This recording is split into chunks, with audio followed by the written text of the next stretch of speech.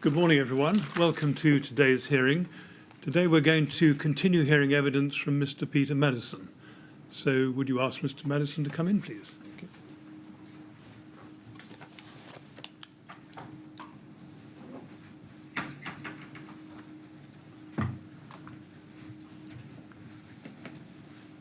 Good morning, Mr. Maddison. Good morning. Are you all set up? Well, pour yourself some water, Thank and then you. when you're ready, we'll get started. Thanks very much. All right? Thank you. Yes, Mr. Phillips. Good morning, Mr. Chairman. Mr. Maddison, good morning. Good morning. I now want to turn to the topic of the Client Design Advisor and just look at that with you.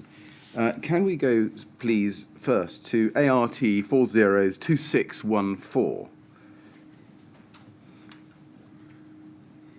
These are minutes of progress meeting number 1, progress update, on site on the 15th of July 2014. And if we look at that first page there, we can see that you were in attendance at that meeting as the third person mentioned on the list of attendees. Now, can we go, please, to page 2 and 3 at the same time? Bottom of page 2, top of page 3. And at the bottom of page 2, we can see under the title Design Development 3.1, CW to appoint a Client Design Advisor. Do you see that? Yes. And then over the top of page 3.2, it continues. SL confirmed that their M&E designers are on board. And then 3.3, can you see that? It says, it was noted that the TMO or their advisor, when appointed, needs to sign off all design.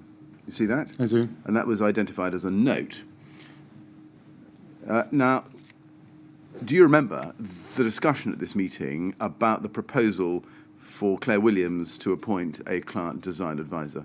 I don't specifically remember that conversation now. You don't specifically. Did you know at the time what a CDA or client design advisor did? No, it's not a familiar. It wasn't a familiar or common role in my experience. Did you? Can we take it then that you didn't say at this meeting, simply by virtue of the fact that it's not recorded, that you didn't say, "Oh well, we don't need a CDA"? I assumed there was going to be an offline review of what was needed, and that would be what Claire would be looking at. Right. Do you recall that by this point, 15th July 2014, a decision had been made within the TMO that Claire Williams would appoint a client design advisor? I didn't. No, I didn't understand that. So the role itself wasn't. I mean, I think it was proposed. I understand it was proposed by Artelia. Yeah.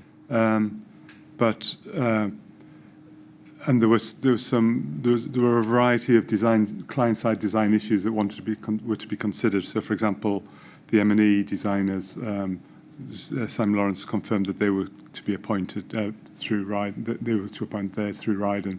And I remember a conversation with David Gibson subsequently that he was recommending we retained Max Fordham to oversee the M&E design on the client side. And I also remember a subsequent conversation with David regarding advice that Artelia were offering, which I assume was the client design advisor role, but I didn't have sight of the proposal. I was going to ask you that. You never saw the proposal from February 2014 recommending Rich Mal Harding of Artelia, who was an architect of 15 years' experience, to act as a client design advisor? No. You didn't see the proposal? I don't recall seeing that, no. Now, if we go to ART 402701, this is an email from Claire Williams to Peter Blythe and Philip Booth at Artelia, and the subject was design advisor. Now, you're not copied in on this, so I don't expect you necessarily to have seen it, but let's just look at it together. Dear both, last Tuesday we talked about the appointment of a design advisor and the likelihood that this did not particularly apply to cladding and M&E elements which were designed and under guarantee. Upon discussion, most of the design concerns were over the new build areas, i.e. the flats, nursery and boxing club. I've spoken to David Gibson, and we are going to see if we can manage this within the TMO, as we are very familiar with the specifications for social housing. We will monitor how this is working, as presumably all proposals for comment will have a respond-by date. Can you please send any design proposals to myself, CC David Gibson? Now, did you know at the time that this email was sent by Claire Williams, 29th of August 2014, that the TMO was going to reject the proposal for a client design advisor? I wasn't aware of this email. You weren't aware of the email. Did you know in general terms that around this time that the TMO was going to reject the proposal for a client design advisor? I can't remember the exact timing of my conversation with David Gibson. It may have been before or after, or as part of this dialogue that was going on between Claire and Artelia. But I remember David saying to me that he felt that we'd appointed an M&E side, we'd retained Max Fordham to comment on the M&E side, and we'd appointed a clerk of works to review the works on site. And he felt that this role wasn't necessary in the context of what was left. That was my understanding of the conversation. I don't think it was any more than that. And I note that Claire's reference that the cladding in the M&E elements didn't apply to that role, which so I don't know what the basis of that discussion was with Artelia and Claire. Right. You refer just now to a discussion you had with David Gibson. In that discussion, just to be clear, did he advise you that the TMO either had made or would make a decision that they didn't need a client design advisor in respect of the non-M&E elements of the refurbishment? I don't remember him using the words client design advisor. As I say, the role wasn't familiar to me. Right. It wasn't a standard part of the design and build suite of appointments. No, indeed it wasn't. But never mind the tag or title of the role. My question again, did David Gibson advise you that the TMO had either made or would make a decision that they didn't need an advisor of that kind to advise on the design, advise the TMO on design in respect of the non-M&E elements Yes. of the refurbishment? He did? He didn't. What did you say to him? I just noted what he'd said. It seemed like he'd given it thought and had considered what services were needed.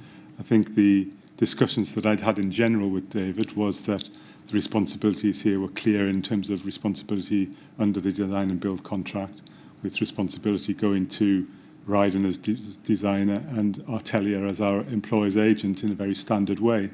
And so I didn't have an in-depth conversation with him about it, but my understanding was that the principal responsibility for the design was with Ryden as the main contractor, and Artelia as our agent were ensuring that Ryden complied with the terms of the employer's requirements. Did David Gibson tell you that he had made the decision, or he and Claire Williams had made the decision, and he was just telling you about it?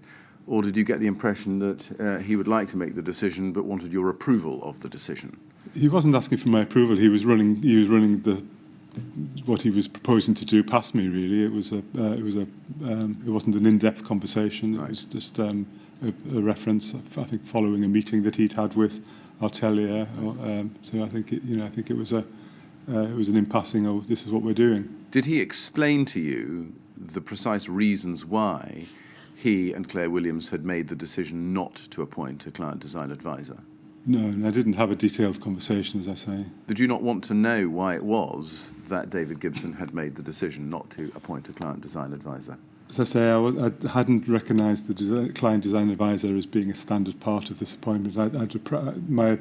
My understanding of this procurement of this contract was that it was going to be through a pretty traditional, not a traditional, a typical design and build route, and that the additional services of a client design advisor wouldn't detract from the responsibilities of Artelia as employer's agent to ensure that Ryden's complied with the terms of the contract.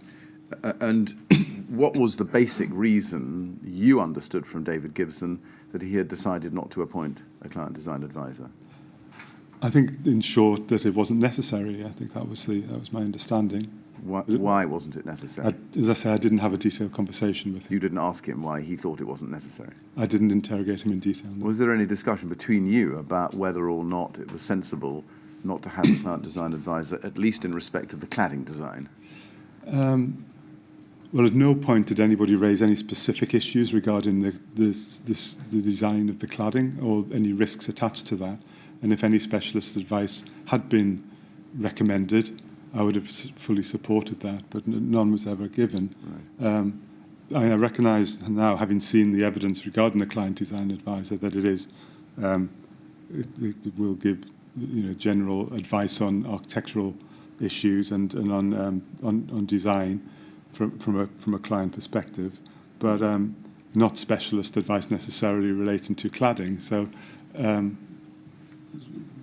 no, is the answer. Looking back at this email, and where Claire Williams says that the appointment of a design advisor in likelihood did not particularly apply to cladding, did you have a discussion with David Gibson about whether, and if so, why, the CDA role would or wouldn't apply to the cladding particularly?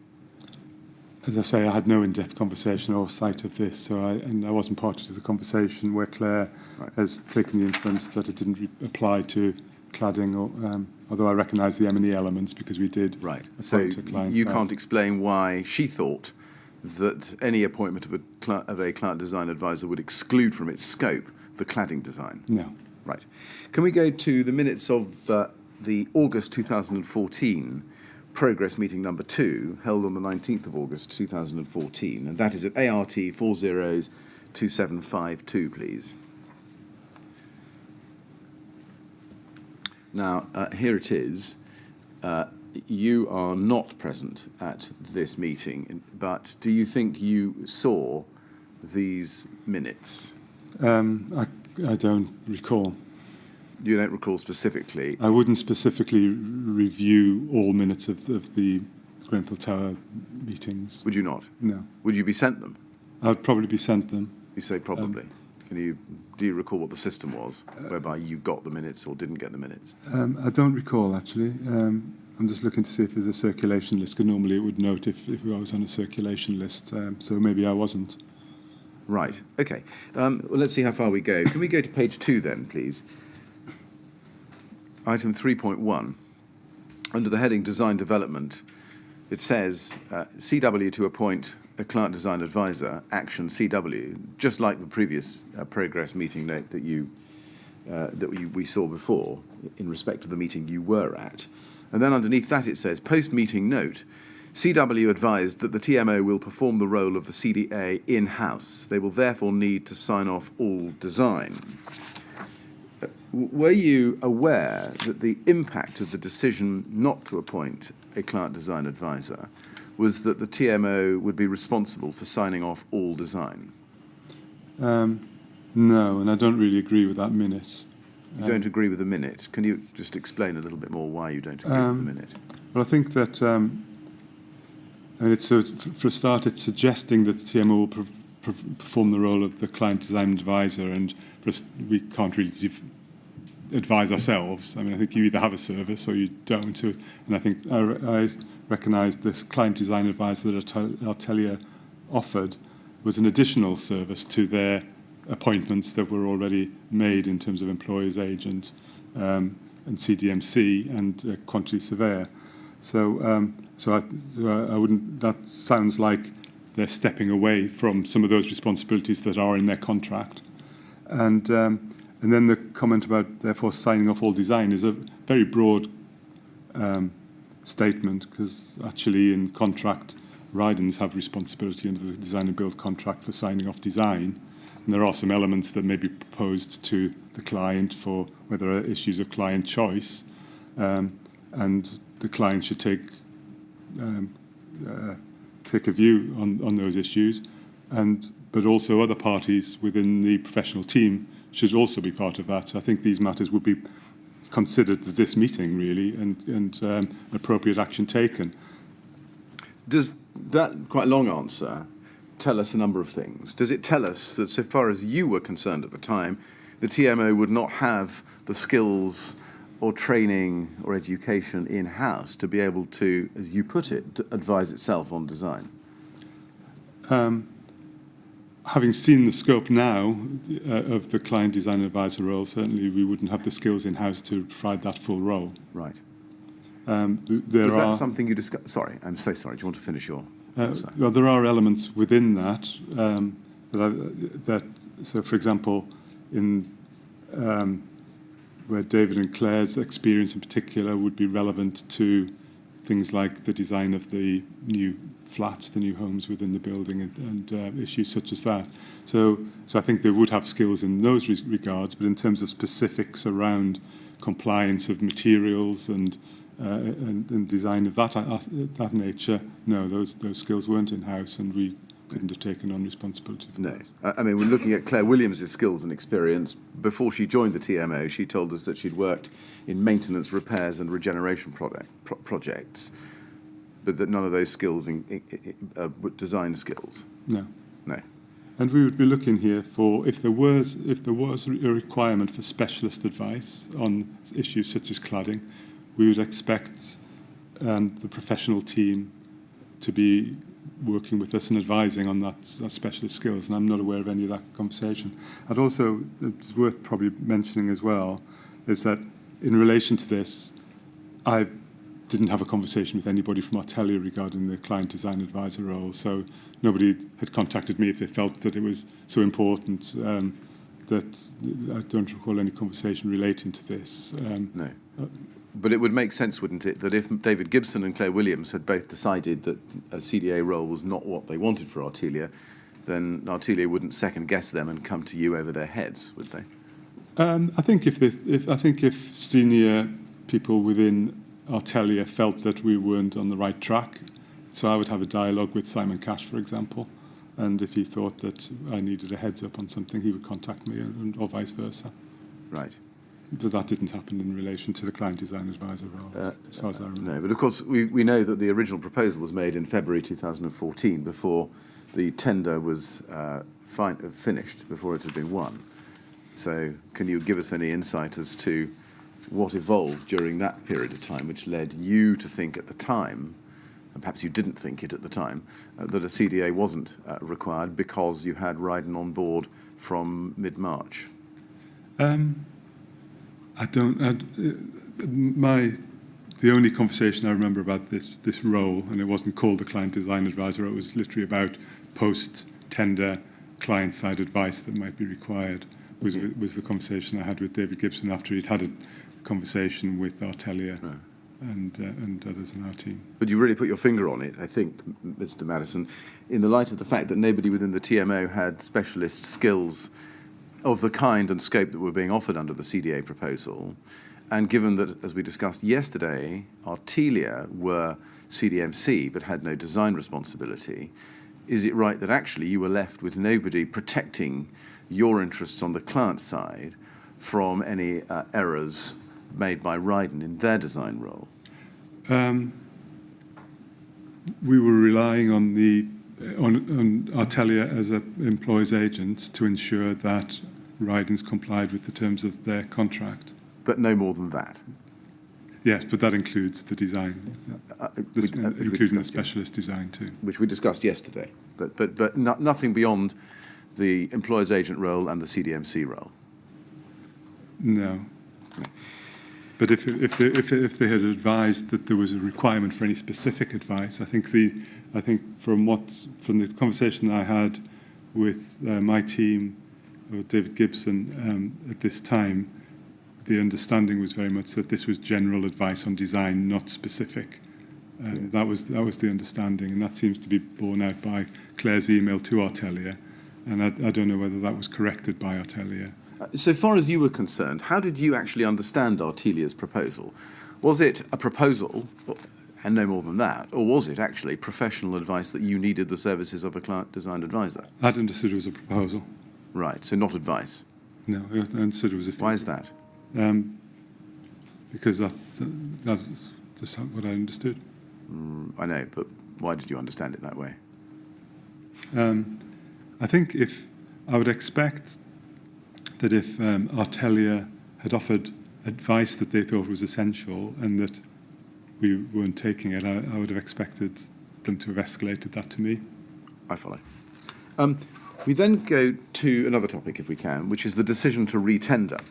And I'm going to go back in time a little bit to the beginning of your time at the TMO, starting in January 2013. Can we start with your daybook number 1, TMO 0087971, please, at page 56.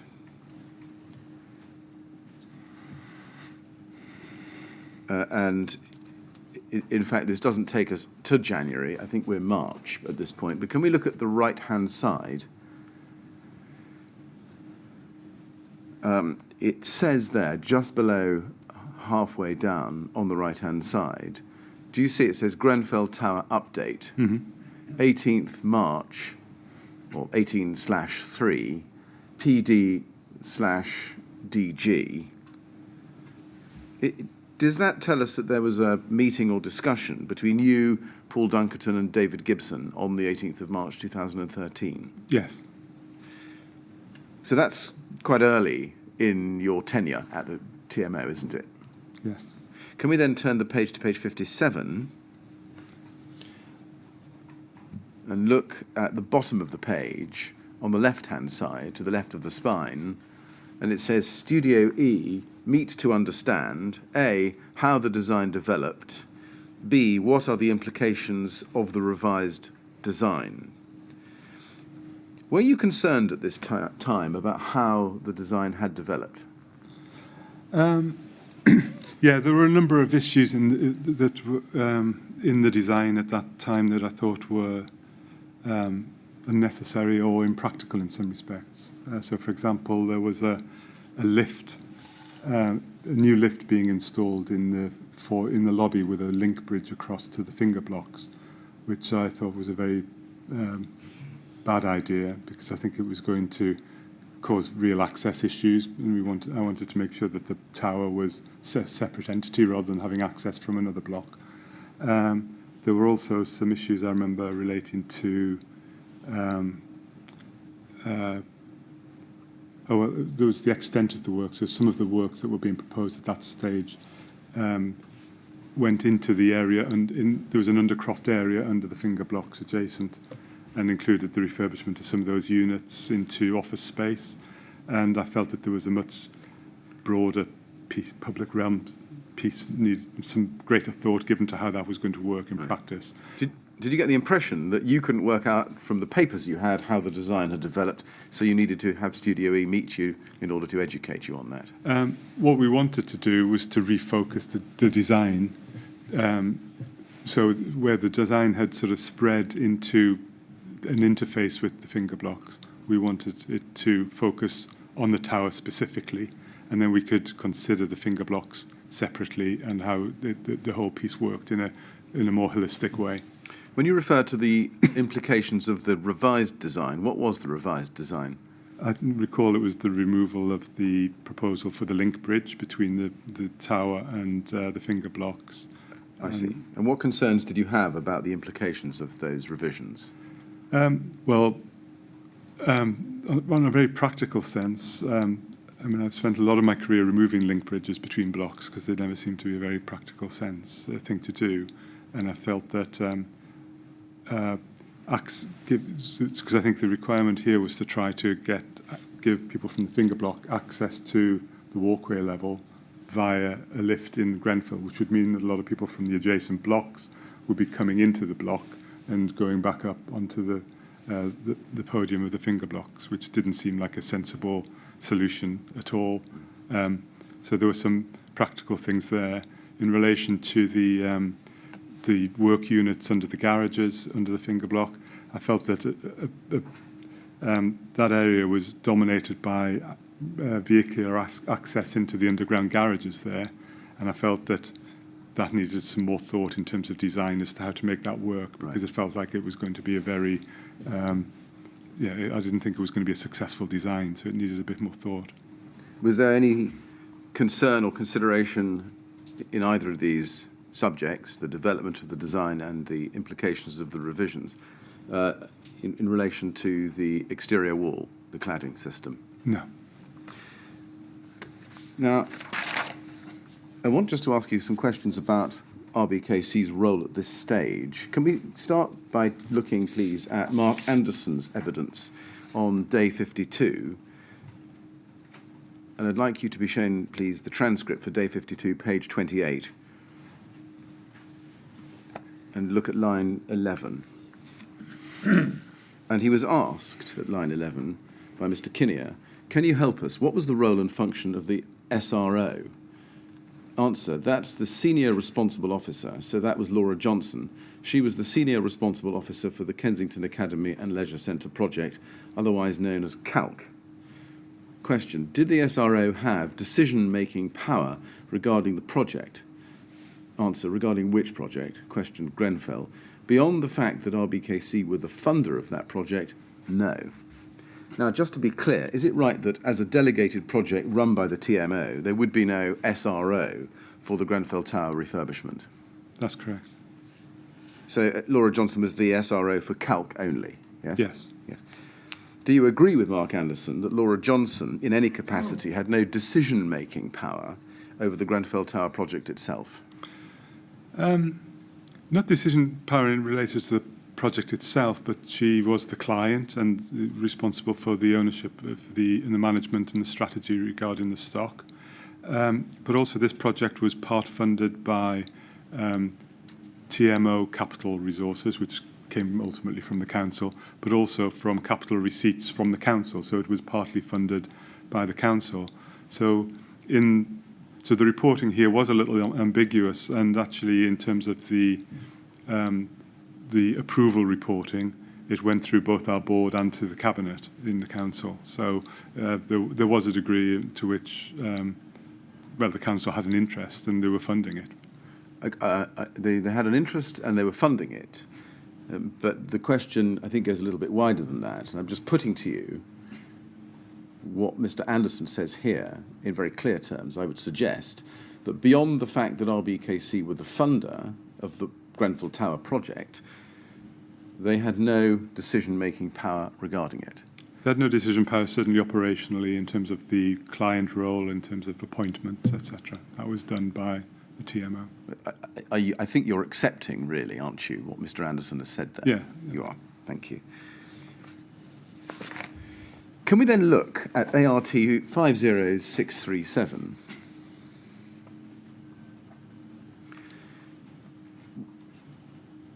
This is an email from Laura Johnson, dated the 3rd of January 2013, to Leadbitter. Now, I appreciate that you were not at the TMO at this time. You joined later that month.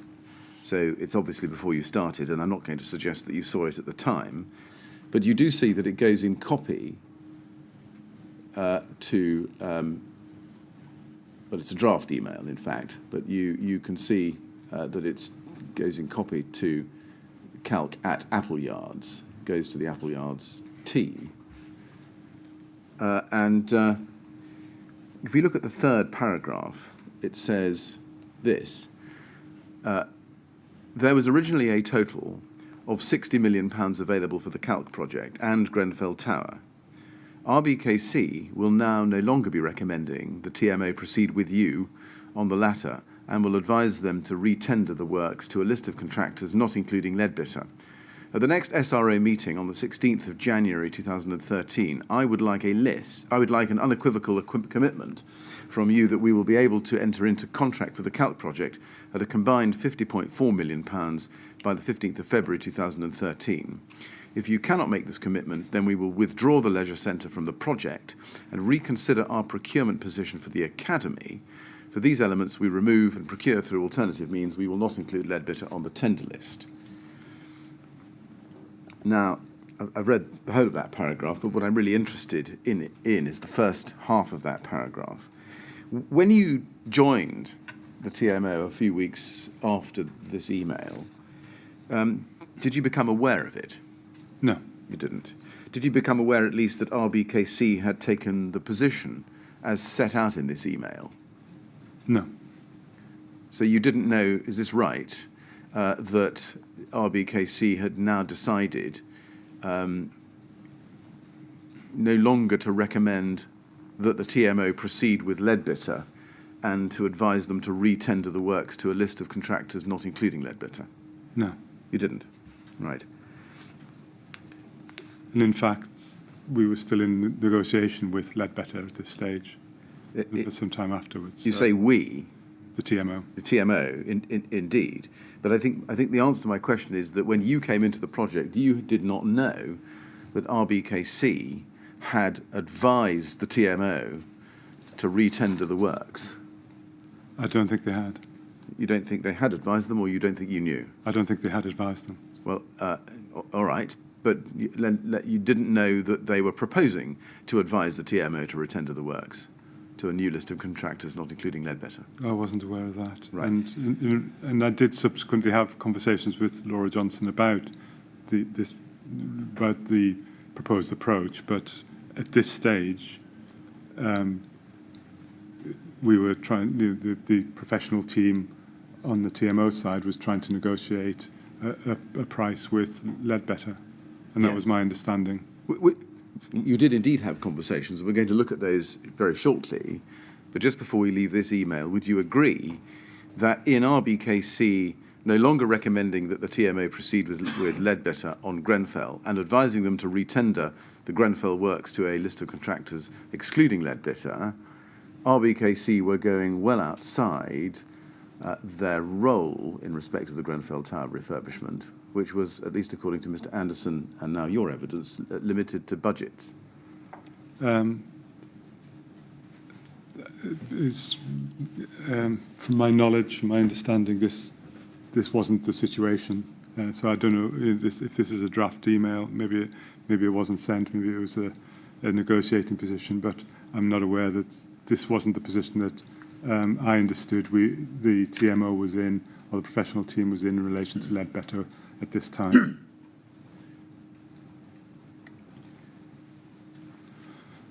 On the assumption that this email was sent, let's just work with that, and on the assumption at the very least that Laura Johnson was taking the position as expressed in the paragraph I've read to you, I'll ask my question again.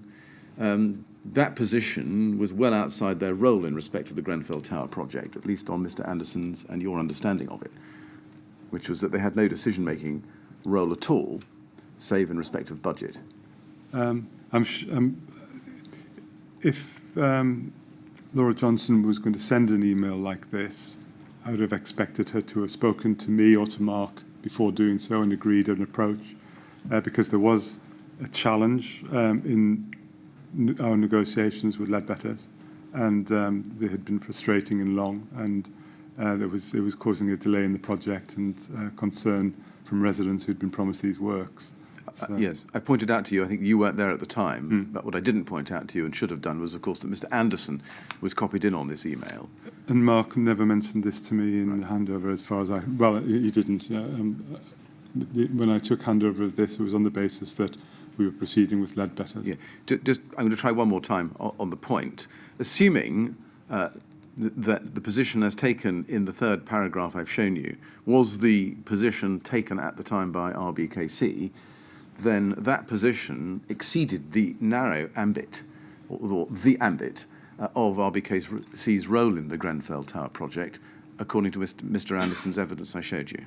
I think, as I said, I think that if Laura was to take this approach, she would have done it in association with the TMO. She would have spoken to us and agreed on a way forward. Do you have any reason to think that she didn't? That she didn't what, sorry? Speak to the TMO and agree a way forward? I think I did have a subsequent conversation with Laura Johnson about taking the project forward, and that might shed some light onto why I don't think this approach was taken at that time. Now, is it right, do you know, that in the early months of 2013, RBKC was attempting to agree the price, or as it was put at the time, arrive at a financial close for the CALC project? Yes, I was. You were. And when you arrived at the TMO later in January 2013, did you learn that RBKC's trouble in agreeing the price for the CALC project with Leadbitter was a factor in RBKC not wanting Leadbitter on the Grenfell Tower project? Could you repeat that? Sorry. Well, let me take it in stages. When you arrived at the TMO in late January 2013, did you learn that RBKC did not want Leadbitter on the Grenfell Tower project? No. You didn't learn that? No. When did you come to learn that? I didn't learn that. You didn't learn it? No. Can we go to your daybook? Number 1, TMO 00879771, please. And I'd like to go in that document to page 26.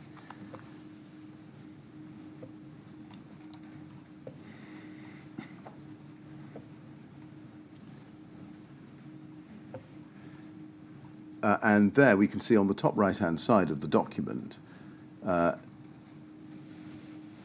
excuse me, we could see a date, 13th of February 2013, right at the very top right-hand corner. Do you see that? Yes. And then just to the left of that, we see Laura, and then underneath that, Grenfell, and then underneath that, am I right? It says, how ambitious? Yes. Question mark. Yes? Yes. Yes. And then there's an arrow, which I think points to Leadbitters, Yeah. and then somebody else. Can you read that? Architect, maybe. Architect, and then Appleyard and Planners. Mm-hmm. And then further down the page are some dash points or bullet points. Do you see? And it says at the bottom, do you see, penultimate dash, work on other stuff. Is that what it says? Yeah.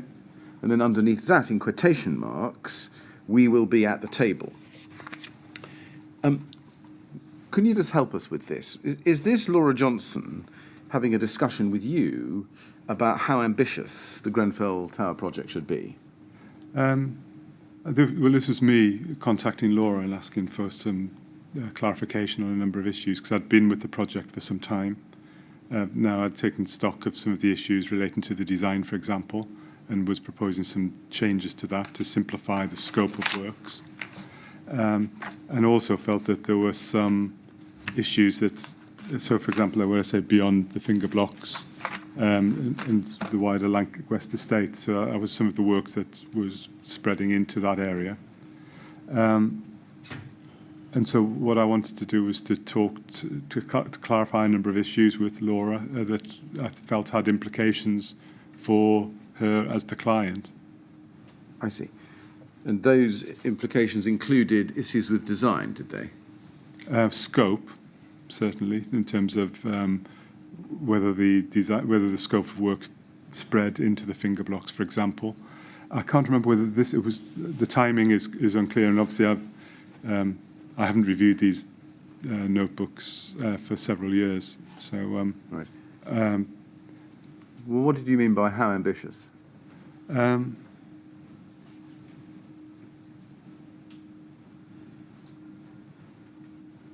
I think that's about the scope. So, what were we looking to achieve there? I don't remember if this was the meeting or maybe.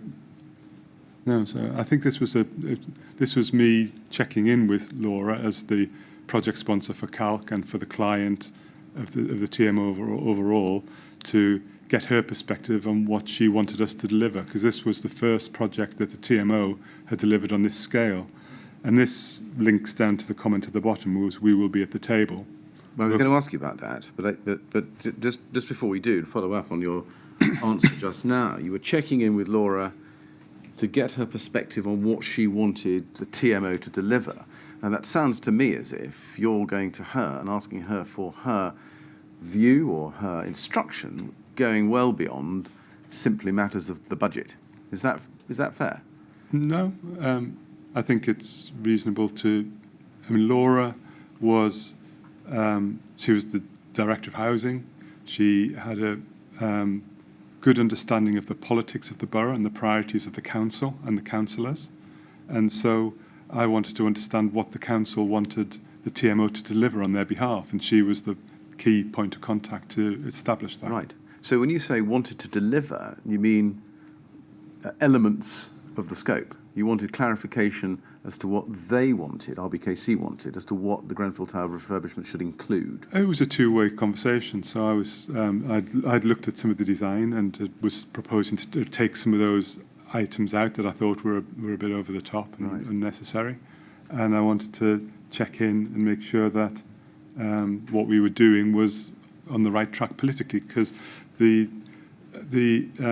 my understanding is that the evolution of the Grenfell Tower refurbishment came out of the discussion with the local community around the delivery of the CALC project, and there was a lot of history and detail around that, and Laura had a very good understanding of what that discussion had been and what the local community wanted. So that's part of the dialogue. I see. So from your perspective, Laura Johnson was the source of information or guidance. Is this right? Not only about the figure you had to play with, but actually about what the scope of the Grenfell Tower refurbishment should include. I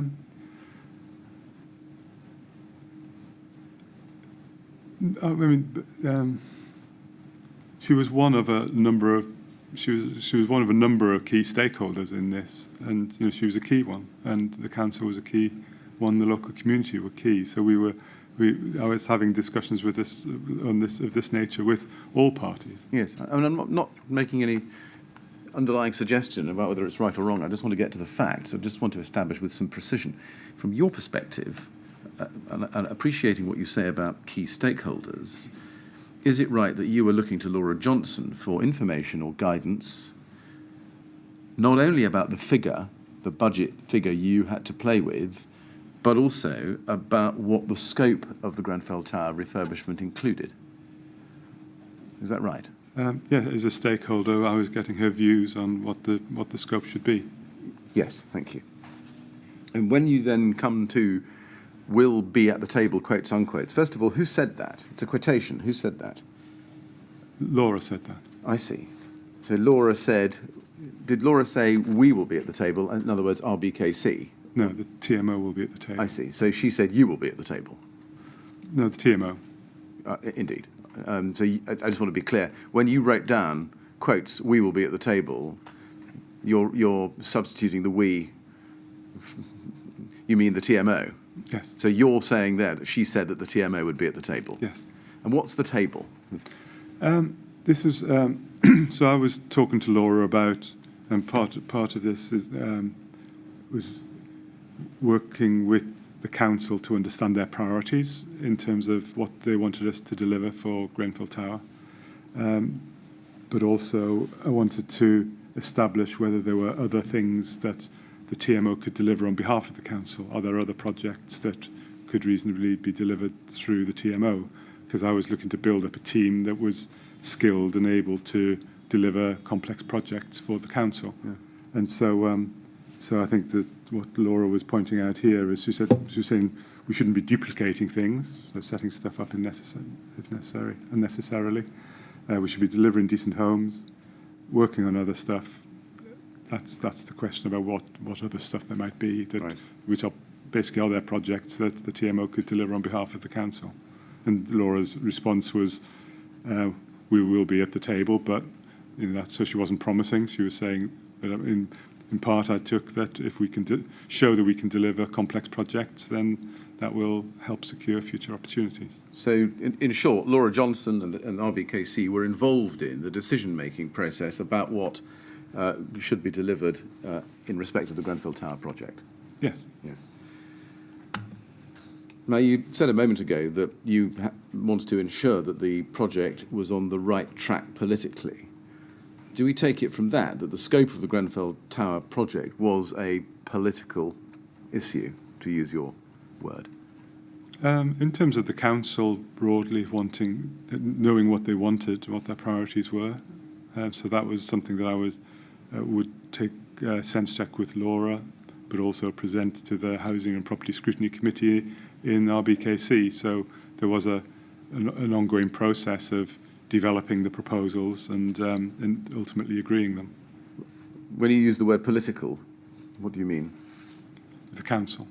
So ultimately the decision around the funding of this project, and was a council decision. So it needed it was signed off ultimately by cabinet. I just want to be clear, when you use the word political, do you mean politically sensitive? No, I mean the council is a political entity.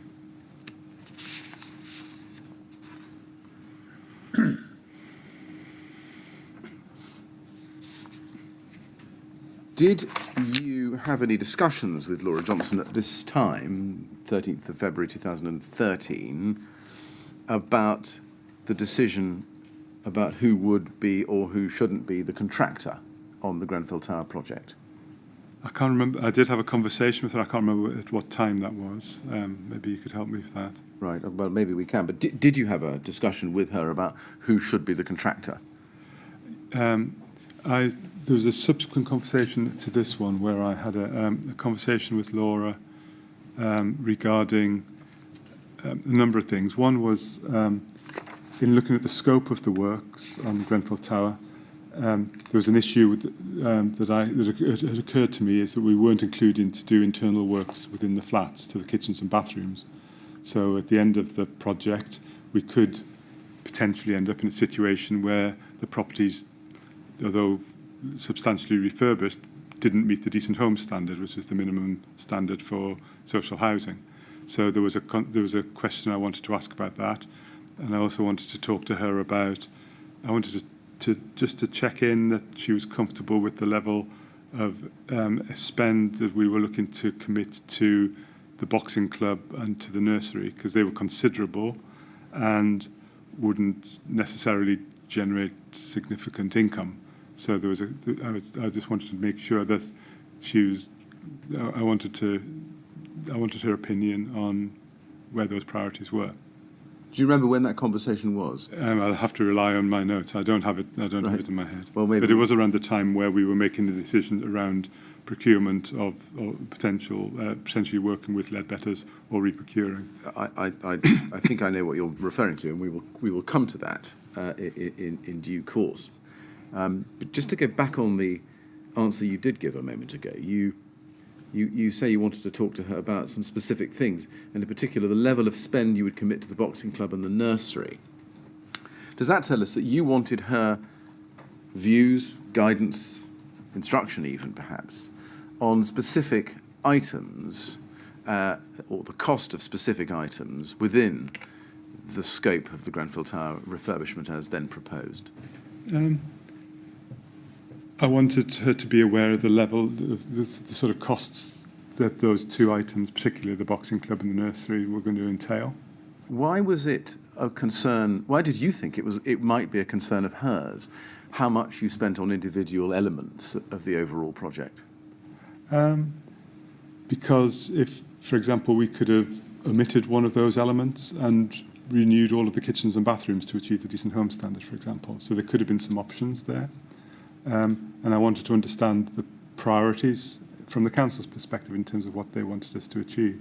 Right, I see. So you're telling us, I think in broad terms, that the council had substantive input, let's use a neutral word, into not only the overall budget that you were allowed to have, but into how to and whether to spend individual elements of that budget.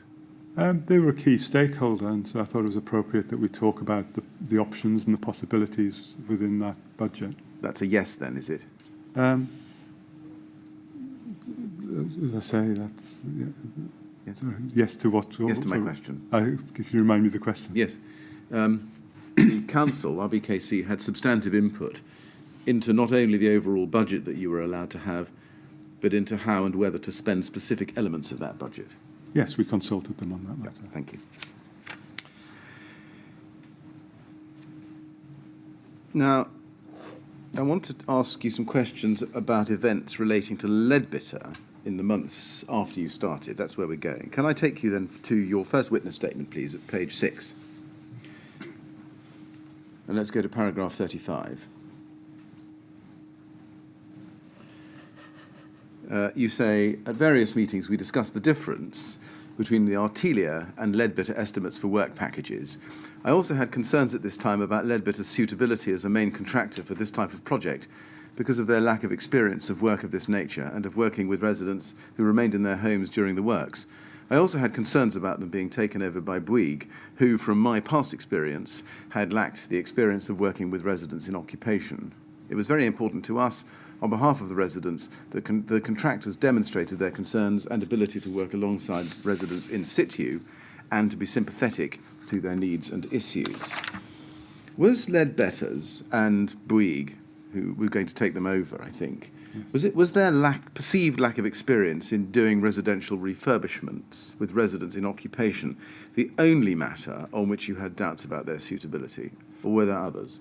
There were others. I think the length of time it had taken to get some costs. There was there was perceived within the professional team when I arrived that there was a lack of urgency and a lack of commitment to the project from Leadbetter.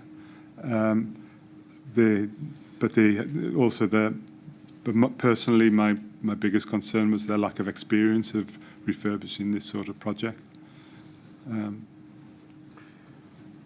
My experience of them was as a developer rather than a new build developer, rather than a contractor experienced in refurbishing homes in occupation, which I thought was a specialist area. Did you know that they had a subsidiary that could have done that work, had experience of working with residents in situ? I was told they had a subsidiary. I can't remember the name of that subsidiary, but on the basis that we'd done no due diligence on Leadbetter, as I could see, as far as I could see, and that they hadn't delivered costs and were very slow in responding, weren't turning up to meetings when asked. Right. We were concerned that this wasn't progressing with the urgency that was needed. Now, you say we've done no due diligence on Leadbetters, as you could see. Is the we the TMO? Yes. Well, I don't. No, sorry. The answer is no. I don't know. That was my perception. I hadn't done any due diligence on Leadbetters. I don't know what Mark Anderson had done when the original proposal to appoint Leadbetters was done. I didn't have sight of that. Right. But I hadn't done any. I hadn't seen any due diligence that had been taking place when I was in post, and I felt it was really important that we got the right contractors with the right experience for this sort of work. Did you not think then to do some due diligence of your own on Leadbetter to check whether they were suitable for the Grenfell Tower project? That was an option, but bearing in mind that at that point they weren't providing us basic cost analysis as part of a negotiation that was been going on for several months. I didn't feel that was necessarily the best approach at that time. Yes, you see, you say you don't know what Mark Anderson had done by way of due diligence in respect of Leadbetters, and you hadn't done any either, and you were keen to get the right contractor. My question is, given those concerns that you just told us about in the early months of 2013, why didn't you go about doing your own due diligence on Leadbetter to see if they were suitable? The option there was, ultimately, the decision was that if Leadbetter wanted this job, they would show some urgency and they could apply for it through the ODU process, and we would carry out due diligence. And if they were the right contractor for the job, then they would be successful through that process. You see, at that point, they weren't, of course, the subject of a tender, but they were the proposed contractor, leaving aside what Laura Johnson had said in her 3rd of January 2013 email. They were the proposed contractor you were dealing with, weren't they, in respect of the Grenfell Tower project? They were. But you also told us that you were concerned, is this right, that you hadn't had any due diligence either shown to you or done yourself on them? The feedback I had got from the professional team is that Leadbetter themselves had no experience of refurbishing tower blocks with residents in occupation. They were proposing to use a subsidiary that I had no knowledge of. So I felt that due diligence was necessary, but if we were going to go through a process of doing due diligence, why not do that in the context of an open tender? Right. You see, is it right that you actually had a conscious think about Leadbetter's experience and suitability for the Grenfell Tower project. Completely. Yeah. And you were concerned at the time, as part of your thinking about the need to retender, that you hadn't had any due diligence or hadn't seen any due diligence or done any yourself on Leadbitter. It was particularly around working with residents and occupation. Right. Can I ask you why you thought consciously about Leadbitter's experience and the absence of due diligence in respect of them for Grenfell, but not about Studio E's? Because Studio E's work was more or less complete by that time. So I wasn't going to, there was no need for me to go back and do due diligence on Studio E because they had carried out the works, more or less, that was going to go to tender.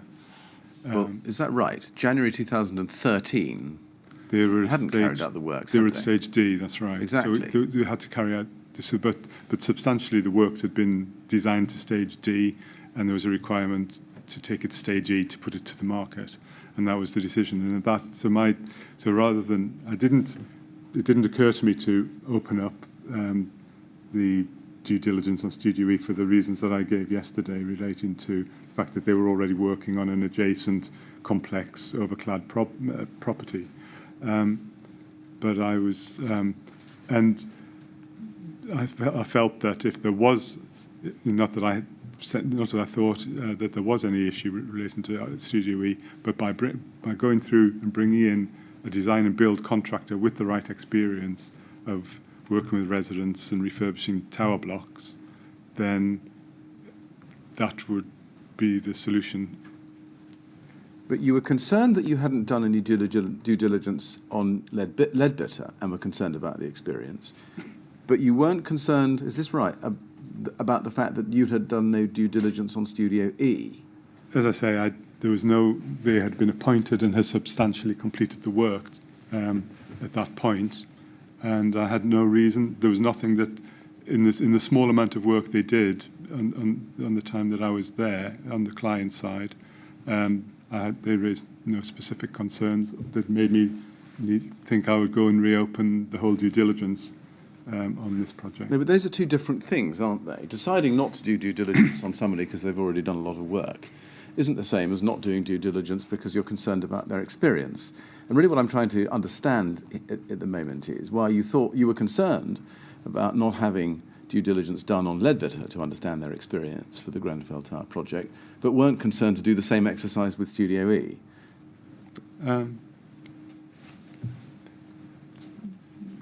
In a way, the reprocurement through the OJO process was going to address both issues by getting a contractor in who would take on responsibility for the design and the build of the project. I understand that with Leadbitter, but you weren't proposing to have a new OJEU process for Studio E, were you? No. And therefore there would be no process which would flush out any issues about their experience or expertise in overcladding a high-rise residential building. As I say, I had no cause to go back to the basics on the design team. I'd understood at that stage they'd been through due diligence processes through I assumed at the time was the IEASY framework and the council's appointment of them, but I now understand is actually the council's due diligence at that point. So I'd understood that had taken place, and that and I'd had no concerns personally that I'd recognised in relation to Studio E, and neither did any of the other members of the professional team raise any concerns in relation to them. So I really had no cause, and I didn't know their lack of experience on high rise at that time. No, indeed. And my question is, how at the time could you have thought that RBKC's historic due diligence into Studio E for the CALP project could have any bearing at all on their experience and suitability for the Grenfell Tower project, where you were the client? I didn't have sight of what due diligence Mark Anderson had undertaken when he did the initial appointment of Studio E. Did you ask him for it? No. Did you ask anyone to see what due diligence had been done initially on Studio E? I had no cause for concern that would have led me to go back and revisit the initial appointments of any of the professional team. You see, that's just the point, you see, Mr. Maddison. You did have cause, because you had cause to question Leadbitter's experience in respect to the Grenfell Tower project. And what I'm suggesting to you is that the same cause ought to have prompted you to examine Studio E's suitability and experience? The cause that triggered there were a number of causes. It wasn't a single cause that led me to the view that we should tender the works with Leadbetters. It was actually that there were a number of different factors. One was about their appetite for the works and their costs and their ability to produce costs.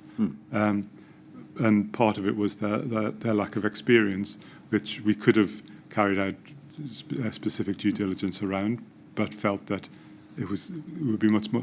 The other aspect of this was a conversation that I had with Laura Johnson in relation to their difficulty of getting financial close on the Calc project, and that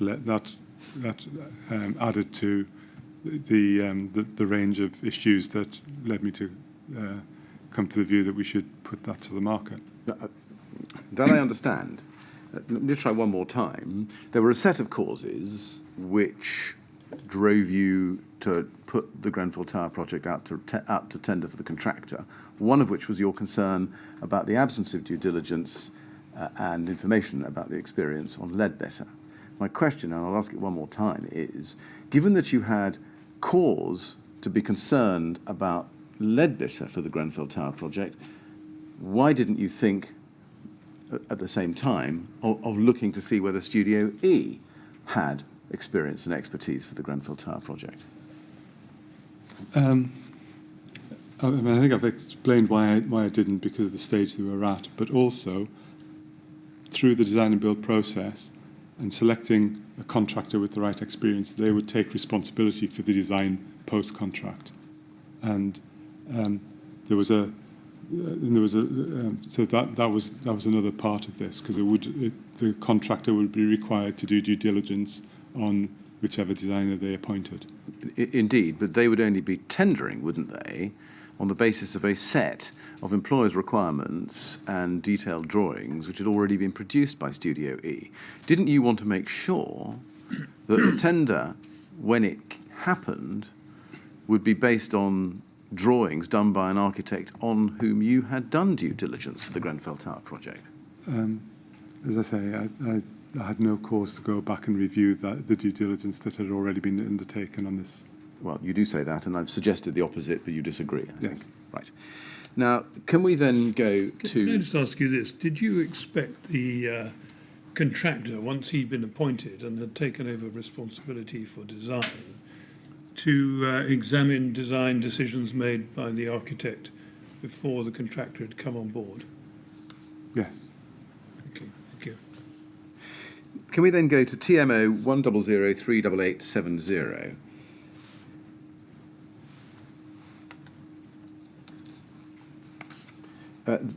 This is a set of minutes of the TMO Programme Board of the 25th of March 2013. Do you see that? Yes. And you can see who was present. Robert Black, Sasha Jevons, Anthony Parks and Yvonne Birch, with Nick Rendell in attendance and Judella Ferreira. But we can see you were there for the Grenfell Tower item, if you look halfway down the page. Yeah. And it's just at the bottom of the screen there. You see that? Yes. Just in general terms, could you explain to us the programme board? Is that part of the TMO's board? Is it a subcommittee or? No, what is it? It's a subcommittee of the executive team. So it was the executive team considering major projects that were running of all natures. I see. So it was, as you I think put it, a committee of members of the executive team. Yes. Who were themselves members of the TMO board. Yes. Yes. And who would bring in, so people would attend, so I would attend for just specific items. I wouldn't be there for the full meeting. Yes, I understand. Could we go to page 2, please, and look at paragraph 5?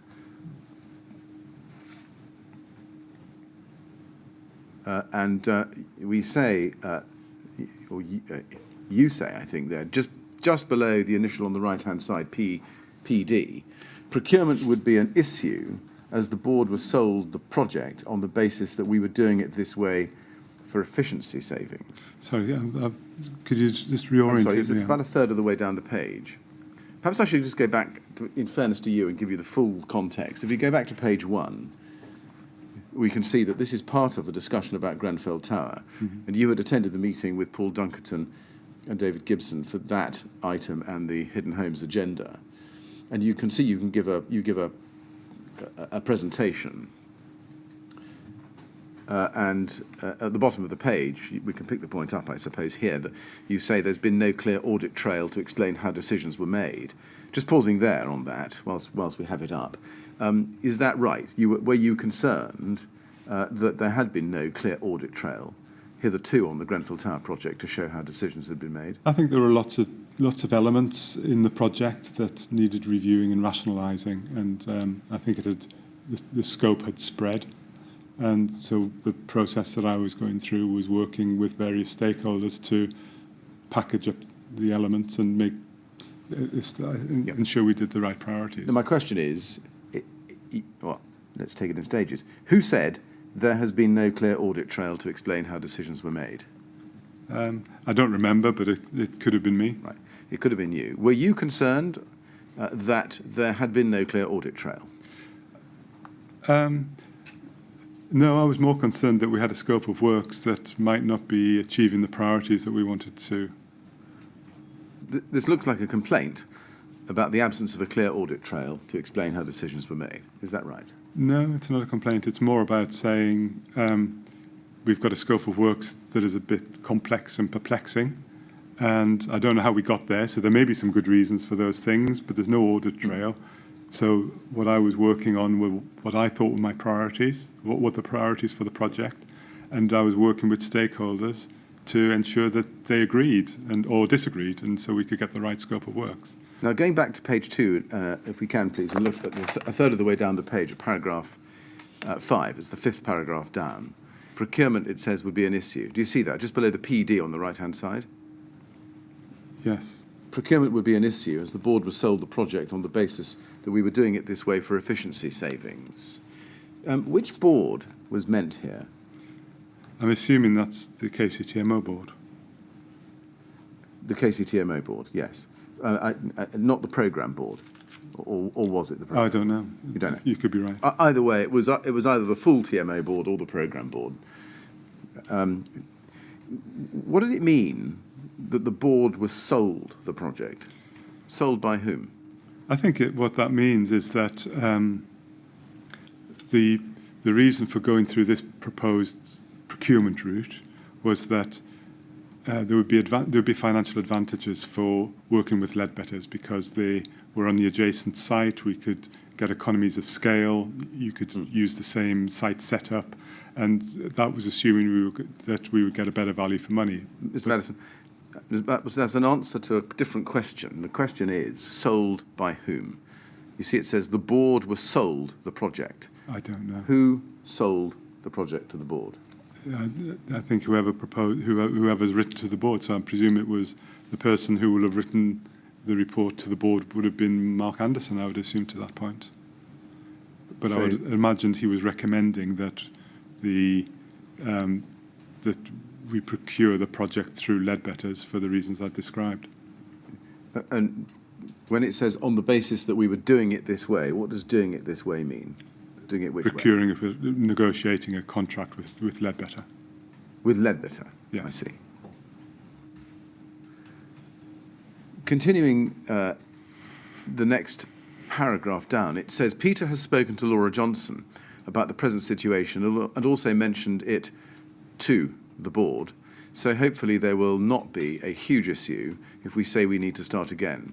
Paul is working with the architects to look at alternative. What did you say to Laura Johnson in the conversation that's recorded here?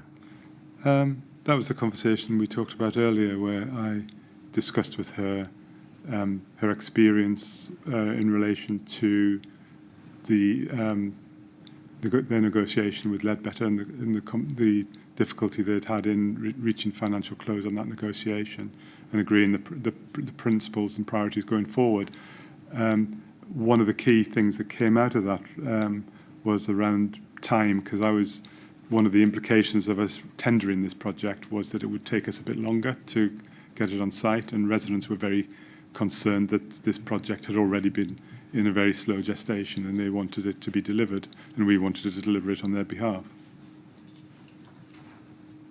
Do you remember when that conversation took place, or It will be on the record here, but I don't know off the top of my head. Well, I don't think it is, and that's why I was asking you. Do you know when that conversation took place?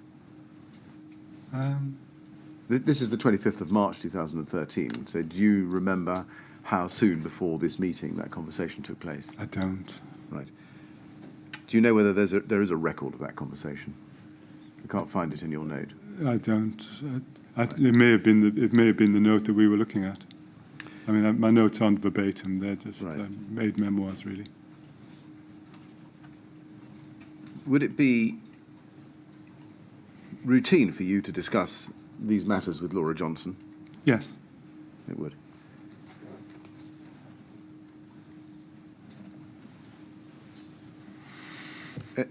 Is it not the case that the only reason for you to talk to Laura Johnson about the Grenfell Tower project is if you needed a bigger budget? No, it was about establishing priorities and principles in terms of the scope of works, the timing of the works, and other issues. Did you say to Laura Johnson during this conversation, look, Laura, Leadbitter are coming in consistently more expensive. I'm going to need a bigger budget. No, because at that stage, one of the concerns, the main concern, I think, with Leadbetter at that stage in relation to their finances was that they wouldn't give any financial breakdown of their costs so that we could compare them to Artelia's estimates. And their costs were significantly higher than Artelia's estimates. And that the project had been in a bit of an impasse for some time on that point. Well, we'll explore that in a little bit more detail shortly. If we go a little bit further down this note, it says, and this is now 2/3 of the way down the page, the recommendation from Peter is for us to reprocure. We will wait till next week's deadline for Leadbitters to come back with breakdown and reasons for gaps in costs. If the information is not forthcoming or we still cannot reach an agreement, then we should proceed by using an existing framework. Is it right that it was you, according to this minute, who recommended reprocurement at that meeting? Yes. It was. Can we then look at the final two paragraphs on that page? Peter and the team will look at the redesign opportunities to get a sense check and then go back to RBKC with a proposal for how to proceed. It needs to be thoroughly explained that Leadbitters are trying to overcharge. Who said that it had to be explained that Leadbitters were trying to overcharge? Do you remember? I don't.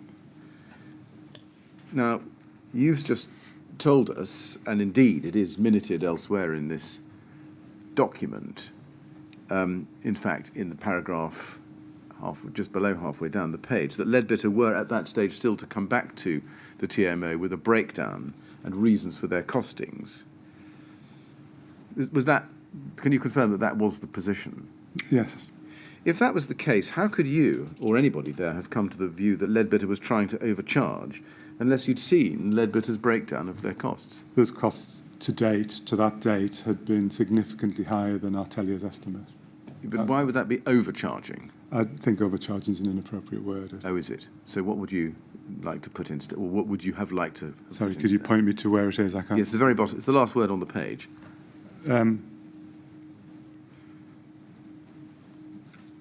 I think it explained that Leadbitter's costs are significantly higher than Artelia's estimates. It's a bit different, that, isn't it? Because the sense that one gets from Leadbitters trying to overcharge is that Leadbitters are doing something that's illegitimate or not in good faith. Yes, it wouldn't be a word I would have used. So they weren't trying to overcharge, they were just a bit more expensive than Artelia. Is that the reality? Yes. Right. Mr. Chairman, it's 11:15. I've got to come to a different topic, in fact. Yes. Not a completely different topic, but it's part of the same story. But it is a convenient moment. All right, well, we'll stop at that point then. Mr. Maddison, we're going to have a break at this point. Please remember what I said to you yesterday about not talking to anyone about your evidence or anything to do with it over the adjournment. Thank you. Thank you very much. We'd like to go to the usher, please. Oh, I'm sorry, we'll come back at 25 to 12, please. Thank you. Thank you very much.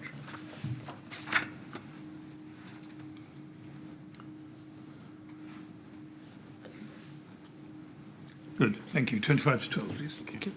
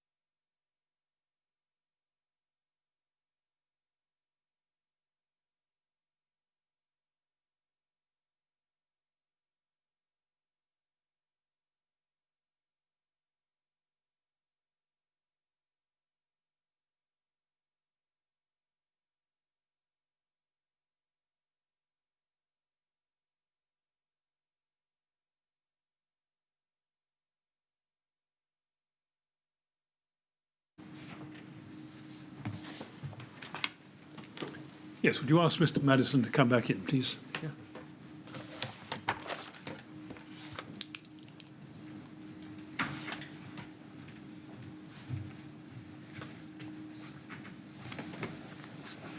Right, Mr. Maddison, ready to carry on? Yes, thank you. Mr. Maddison, can I ask you to go to your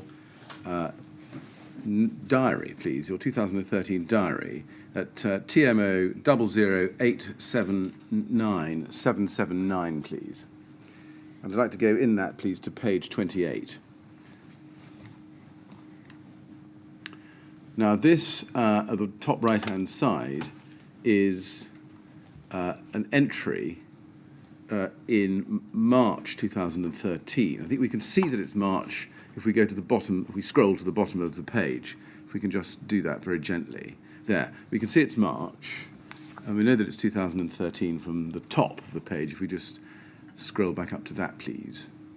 And we can see that on the left-hand column, there's a note which says, is this like Sasha? Is that Sasha Jevons, I think? And there's, in blue, Savills, Next Steps Proposals, Robert and RBKC. You see that? Yes. And then underneath that it says Procurement Strategy, Asset Strategy, something strategy, Management, I think, Strategy, Energy Strategy. And then in the right-hand column, it says me, and then in blue it's something about audit recommendations by 27th of March 2013. And then if you look a little bit lower down, we can see other items: Meet Simon, Appleyards, Cliff Thomas, Leadbitter, and then it says something underneath that. Can you read that to us? Send something. Can you read that? I can't, I'm afraid. Right. And then it says meet, it looks like somebody. DG, is it? LJ? I can't. DG, to agree, procure. Oh, so that's possibly David Gibson and Jenny Jackson? Jenny Jackson, JJ, to agree procurement priorities. Mm-hmm. And then underneath that, central plant, and then Maria and something else, and then budget proposals. It looks as if this is a list of issues discussed, or a note to yourself, I think, of matters to discuss. Does that help you with your recollection of what you discussed the day before, or before, the 25th of March meeting, the note of which we've just been looking at, the programme board meeting? It doesn't tremendously, to be honest, no. All right. Can we then go to ART 409101, please? This is a status report dated the 23rd of April 2013, as you can see, and that's page 1. This is a month later than the 25th of March programme board meeting that we saw earlier. Do you remember this report at the time? I remember a number of iterations of this report, yes. I remember there being a report that was... There were indeed a number of iterations of this report, and we're going to look at those. Can we go to page 18 of this document, please? And here we see at the bottom of the page, just above the numbered list, it says, while this exercise is still underway, Appleyards would suggest this is not a viable option for the following reasons. And this is about reprocurement of the project instead of Leadbitter. That's the context of it. And before I go into the rest of the text, do you remember that that was the context of the advice given here? Sorry, could you just... I'm not really following what it's saying. So what is the recommendation? Okay, well, let me take it a little bit more slowly. At the top of the page, this is under the advice about the procurement of the principal contractor, do you see? Yeah. And in the third paragraph, it says, given the present issues surrounding the project and acknowledging that the cause of at least some of the delays and inability to reconciliate the cost plans between Appleyards as PQS and Leadbitter have been suggested due to a lack of responsiveness and proactiveness on Leadbitter's part, it has been suggested that the TMO might be best suited to procure an alternative principal contractor for the project. And that's what's being considered. And then in the middle of the page, we can see that the LHC framework was identified, but some of the contractors on that had declined to submit or were awaiting costs.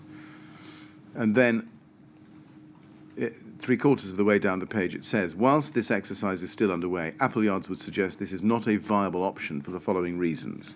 Sorry, what is that? I'm not sure what that is. You tell me.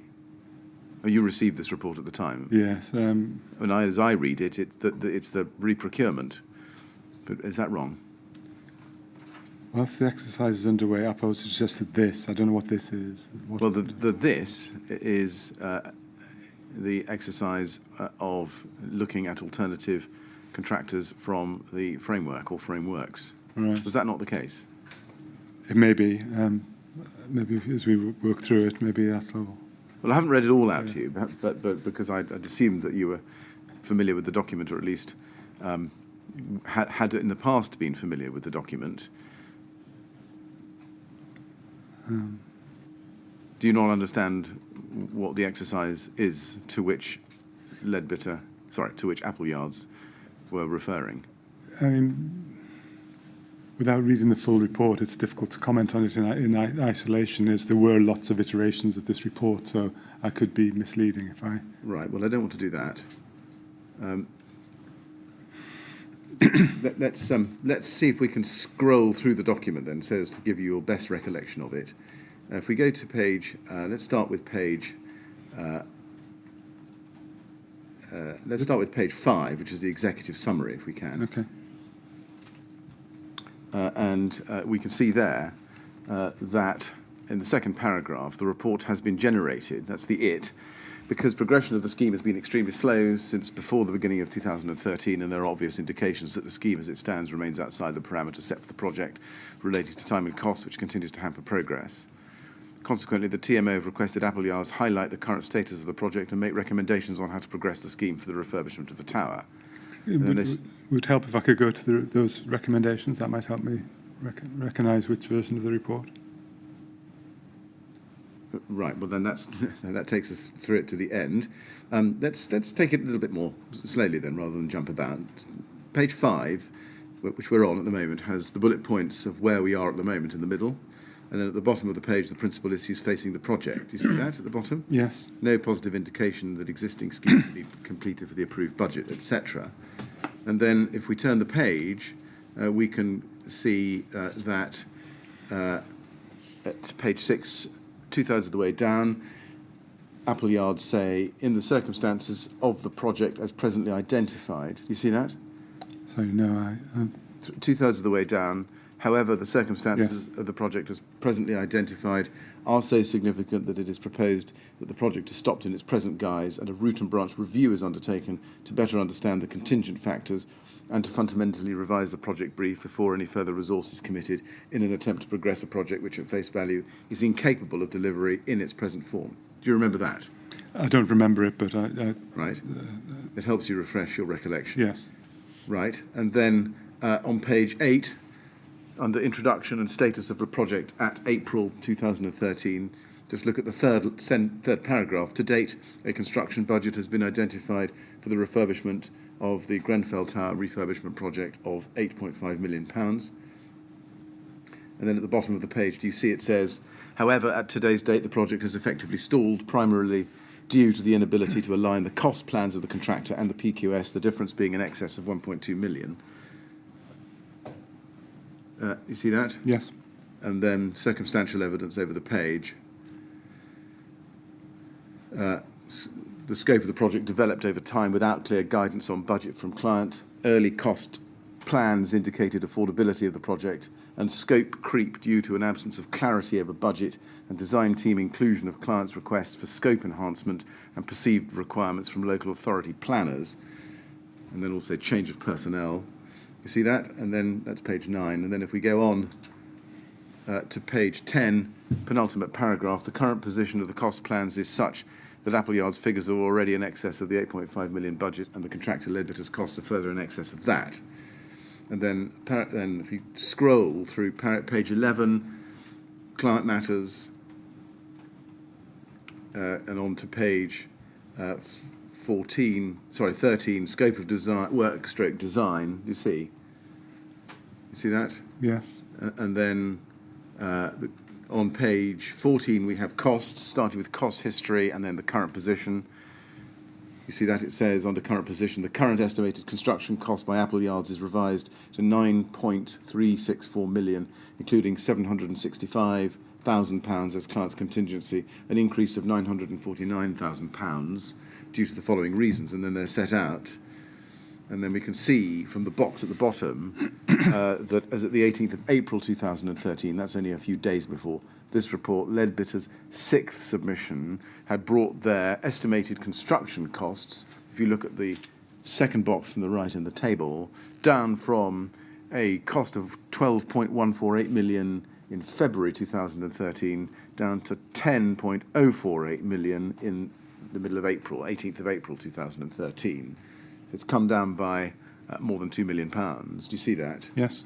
And a total reduction, 2.1 million so far. And in the middle of page 15, can you see there is a set of bullet points above which is said the difference between Appleyard's latest cost plan and Leadbitter's currently stands at £684,000. The overall comparison is summarised below. You see that? Yes.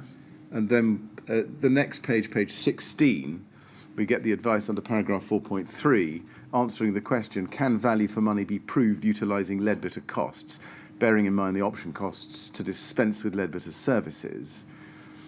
And then the first two paragraphs say, a negotiated tender will historically be higher than a competitively tendered one.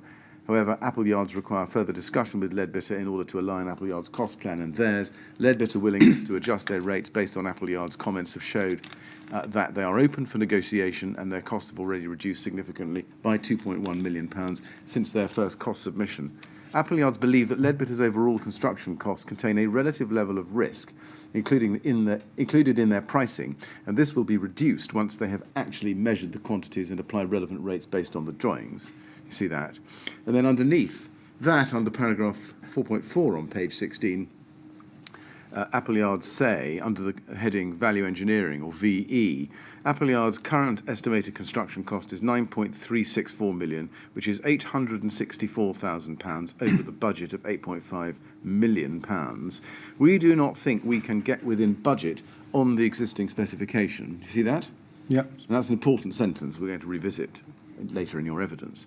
Accordingly, a value engineering exercise will be required simply to make the current scheme affordable. And then we go to page 17, which is some more mathematics, and then page 18, procurement, which is where I'd started my examination of you on this document. Now, does that give you, I think, sufficient background to be able to answer some questions on this page? Yes. Right. Now, under procurement principal contractor, they set out, and I've read to you already the third paragraph on that page, and then looking at the one underneath that, it is currently being considered. Do you see? It is currently being considered that an alternative framework might give the TMO access to other contractors capable of better delivering the GTRP project. And then it refers to the LHC framework, and a number of contractors available on the framework have been requested to provide a check price against Leadbitter based on a short scope of work and drawings provided to them. And those are the results so far. And then it says, while it's expected that prices to be received from either Higgins or Lakehouse may improve upon those submitted to date by Leadbitter, there would need to be some significant work to align all the figures and determine if this course might give better value. Right, and then we come to the while this exercise is still underway. Now, just there, I've read an awful lot of this to you, Mr. Maddison. Does this now make it clear in your mind about what the exercise being discussed is? Sorry, could you... Well, you questioned what the exercise was, and you wanted to Right, know the no, context. So I've given you more than enough context. The exercise is the check price for an alternative principal contractor. A check price through the LHC isn't a feasible... Yes? Yeah. Appleyards would suggest this is not a viable option for the following reasons. Now let's go to those, and I'll show those to you. One, PQS project costs maintain that the overall cost of the scheme is in excess of the budget, which would indicate more fundamental action is required rather than to just change the contractor. Two, usurping Leadbitter at this stage throws up legal questions about the TMO's ability to do this. Appleyards are unable to comment on the legalities of this and recommend separate legal advice is sought if this were to remain an option. Three, replacing the principal contractor at this stage will incur additional time and expense without the guarantee that the TMO would be any better served by the replacement. Four, Leadbitter's knowledge of the overall scheme, the client and the project team is lost. And then over the page at 19, the advice is, accordingly, and given the recommendations elsewhere in this report, Appleyards recommend retaining Leadbitters as preferred contractor for the scheme in whatever form it is finalised. Now, I've shown you quite a lot of this report. Perhaps we should just go to page 24, and just dip into that for a moment, because you asked to see the conclusions. And there they are. We'll come back to those. And under item 5, or paragraph 5 on that page, the risks identified with reprocurement. And then if we go to page 25, you can see the conclusion and recommendations. And the recommendations are at the bottom of page 25, which are, 1, to stop the scheme in its existing guise immediately pending a design team review. 2, to revise the scope of the project, including the decent homes requirements within the 8.5 million budget in mind and issue formally. 3, revise the project programme, and then other things as well I needn't read out to you. Now, my overall question, going back, if we can, to page 19 at the top of the page, is this is unequivocal advice by Artelia not to reprocure. Could we just go back to page 25? Yes? Because I think this is around this time. So I think this report predates the meeting with Laura Johnson that I had, which we discussed earlier. Well, it certainly predates a discussion in May we're going to come to. But just taking it, I just want to ask you a question on this document, if I can. I've read a lot of it to you. I'm very happy to read more of it to you. But even on what I've read to you so far, did you think at the time that Artelia were giving you unequivocal, in other words, unambiguous, advice not to reprocure? I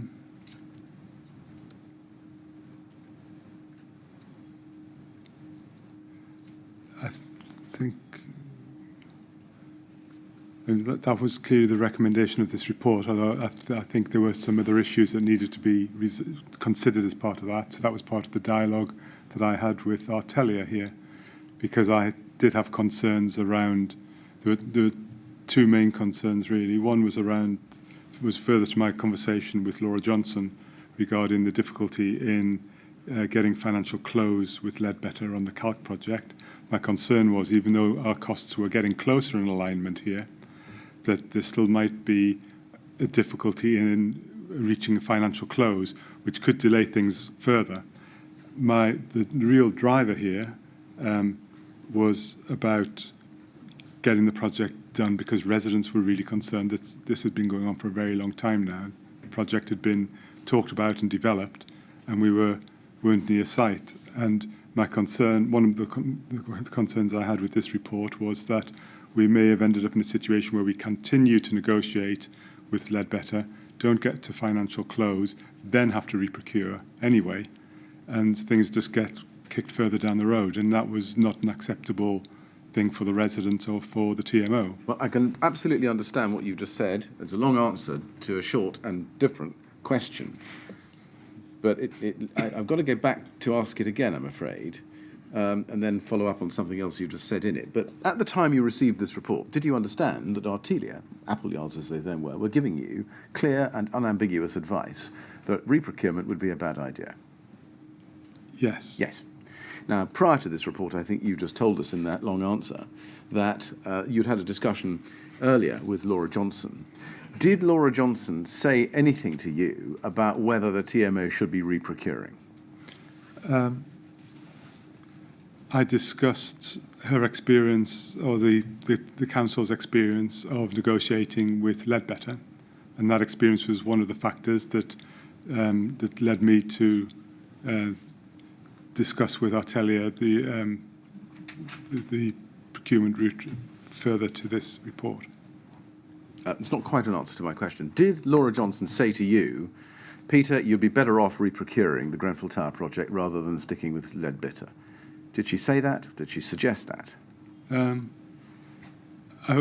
She didn't say those words. We had a discussion, and I think we came to a common view that actually reprocurement was the least risky approach here. Right.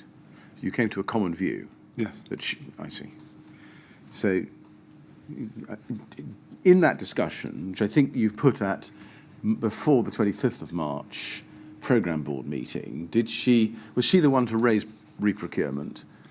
No, I specifically went to see Laura to clarify issues around the scope of works, the procurement, yes, and the principles, because my concern was, well, one was about making sure we had the right scope of works, the issue around decent homes being an issue, a key issue I wanted to resolve, but I also wanted to be really clear that that if we were to reprocure, that might take longer than the Leadbetter route. Yeah. Although there were risks that the Leadbetter route may be prolonged in itself.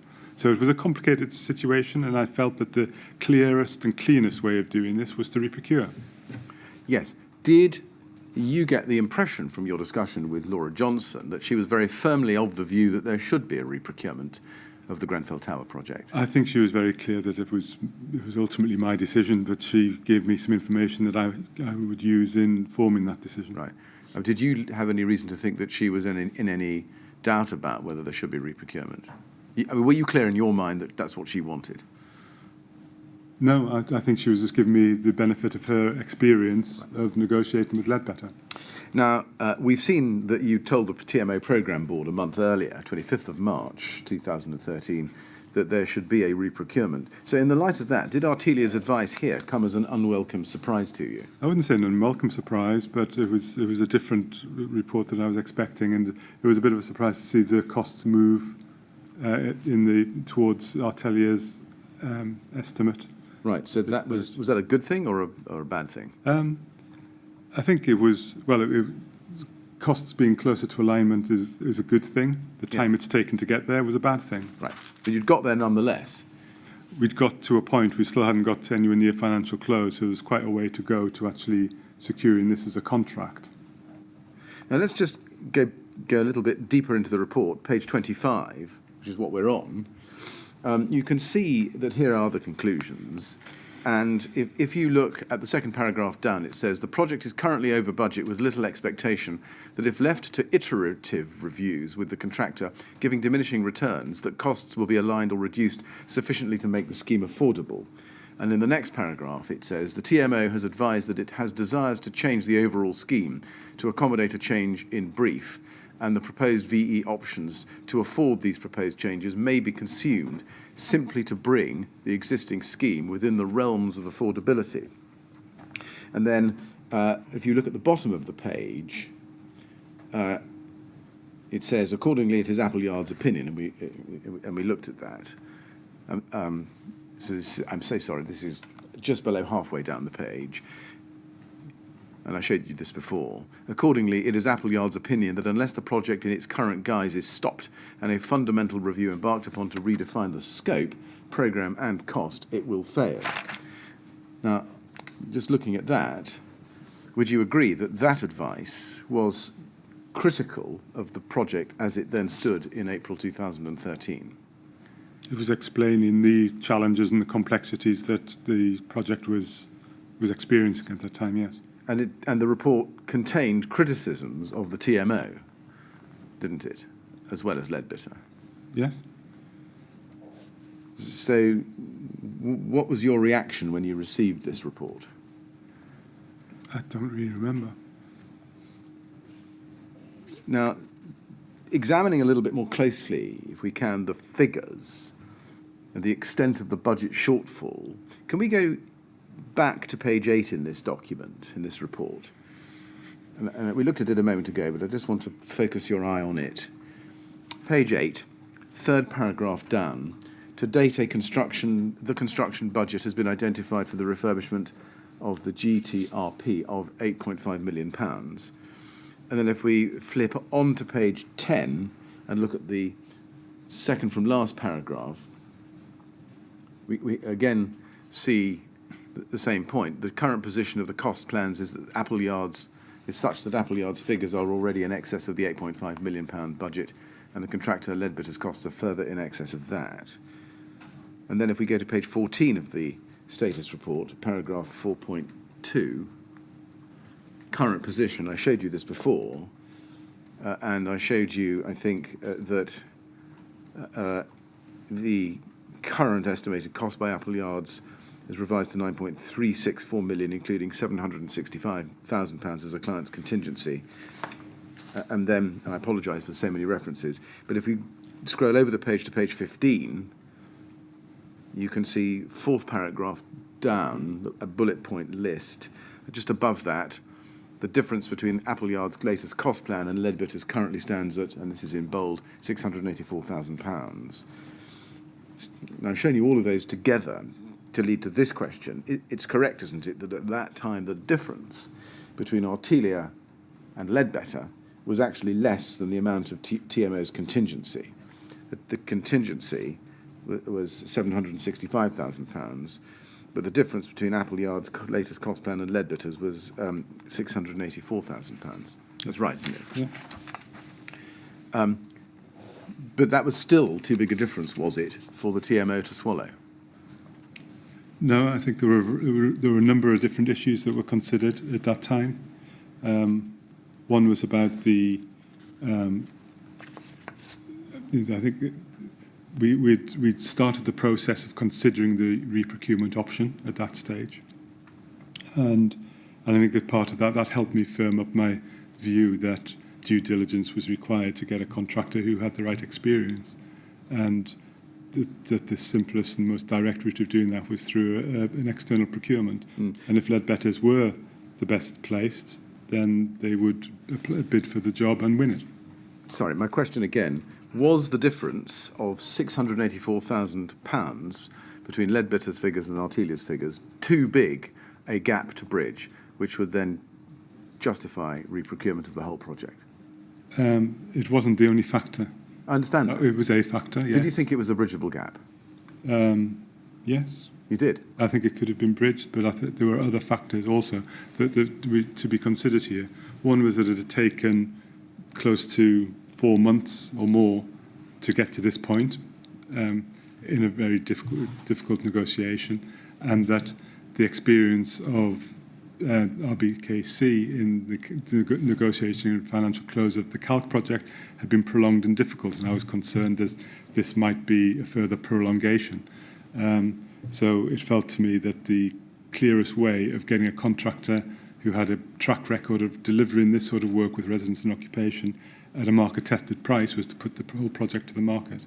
Does that tell us that even if Leadbetter had come down by a further £684,000, you would still have reprocured? I can't really speculate on that, but my view at this time was that it was really essential that we had a contractor with the right sort of experience to do this work. I think it sounds as if, and I just need clarity here, the answer to my question is yes.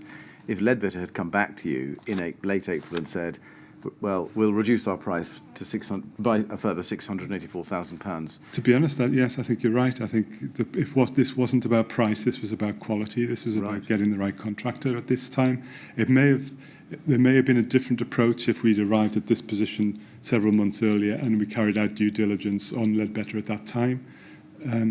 But it just felt as if this had dragged on for long enough, and it might have dragged on for much longer. And we may have ended up having to go through a procurement as well. The driver was really about value for money and getting the right experience in to deliver this project. Well, when you say that, you said a minute ago that this was about quality, not about price, but you also say the driver was about value for money. Now, I don't want to make a false opposite, Mr. Maddison, but which is it? Which is this? Well, were you after better quality than Leadbetter could deliver, regardless of whether you could bridge the financial gap, or were you really after value for money? In terms of quality, I was looking for experience of contractors who had experience of working complex projects in high-rise buildings, ideally with residents and occupation. Was the problem not actually simpler, that the TMO simply could not afford the project within the existing budget, even with an overspend of only £684,000 or 8.3%? Cost wasn't the driver here. You say cost wasn't a driver, value for money It was a driver, it wasn't the driver. Value for money and getting the right contractor with the right experience was the driver here. Could you explain the difference to me between value for money and cost? Well, value for money is a factor of cost and quality, and our focus has always been on quality. And so in the tender that was put out for this project, we gave quality a 60% weighting against 40% on cost. And on pretty much all of the procurement that the TMO ever did, we did the same thing. We procured on cost, on quality as the main driver, and we didn't. I think very few contractors did we appoint the lowest contractor. What gave you to think at the time, if anything, that a reprocurement exercise would produce a contractor who could deliver better quality within the £8.5 million budget?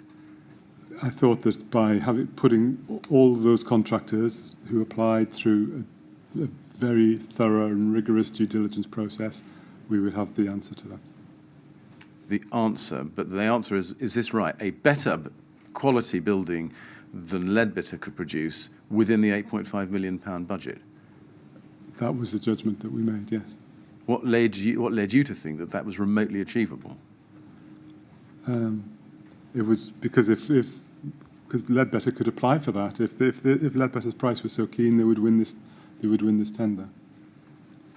What led you to think that Leadbitters wouldn't be able to do the project for the requisite quality? Because their experience wasn't in working in high-rise properties with residents and occupation, and that was the driving factor from the TMO here, was to make sure that the contractor had experience of working with residents and occupation. That was really the key. So not technical experience in producing a quality finished building, but experience in dealing with relationships at a human level. That as well. You know, there was the due diligence that went through was comprehensive and covered a whole range of issues, including experience and method statements and approach. No, I just want to be clear. When you talk about quality, you keep talking about experience of dealing with the refurbishment with residents in issue. Now, that's a human relationships question. I'm not remotely saying it's not a critically important one, but I want to focus on what you mean by quality. Is that what you mean by quality, as opposed to finishing a well-designed, well-built and statutorily compliant building? All of those things. So that was defined within the quality assessment of the tenderers. All right, all of those things. And what led you to think that Leadbitter weren't going to be up to producing a well-designed, well-constructed and statutorily compliant building? It wasn't my judgment that they couldn't. No. But my judgment was that to ensure that we got the right contractor, the most direct way of ensuring we got value for money was to put it to the market, and the market would deliver that through a proper, rigorous assessment of price and quality. I see. Can we go to TMO 00830537, please?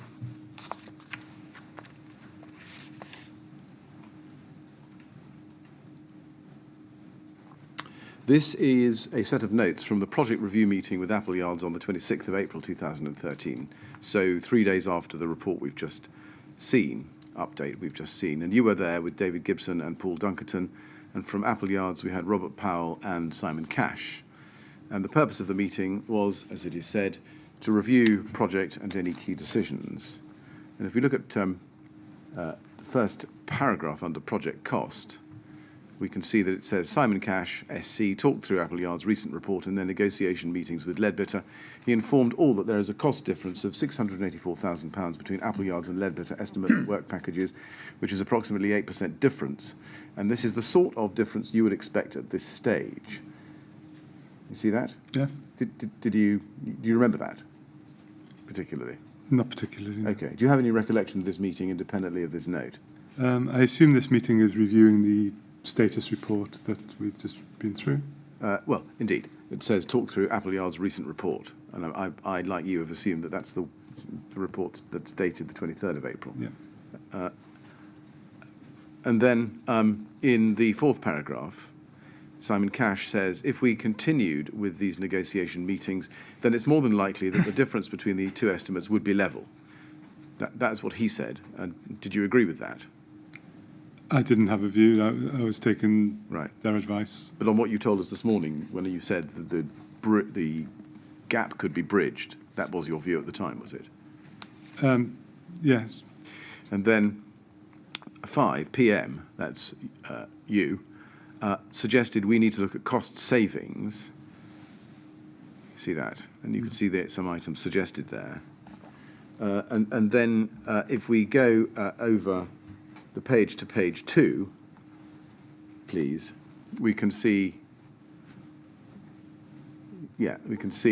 item 9, just above the heading, SC asked if budget was flexible. PM advised that it could be, dependent on the benefits to the project / building. Do you remember any more about that conversation other than what is said there?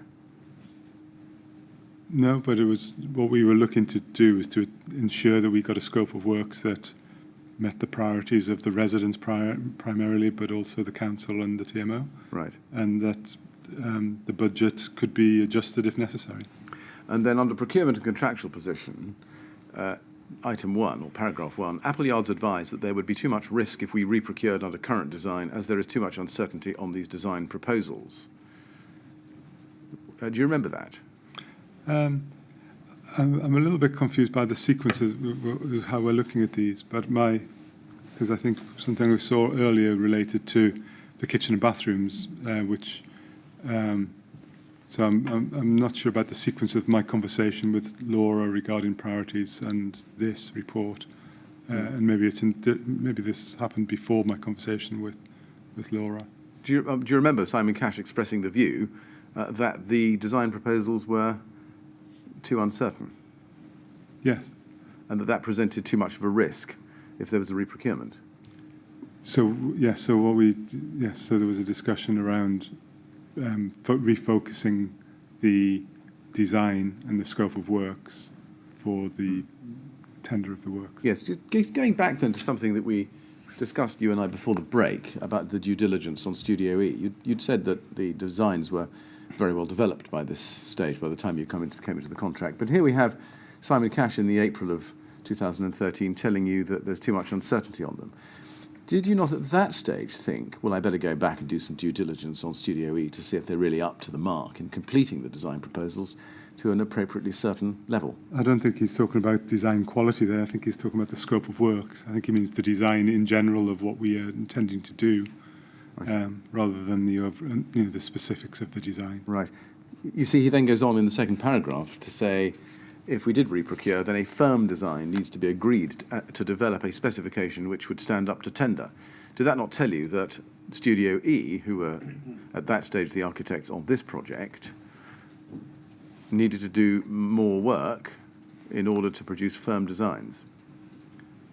Well, the whole of the professional team needed to do more work to develop the project from stage D to stage E to allow us to progress the work. So that's what was. Yes. That's what part of this part of this process was, the remobilisation of the project and the reinvigoration of the project, refocusing the project team, ensuring that the scope of works was clear, and so we could then put it to the market. And indeed. And was that not the very moment when you should have looked at doing due diligence on Studio E to see if they were the right people to be involved as the architects in producing the designs in its remobilisation stage, to get it to tender?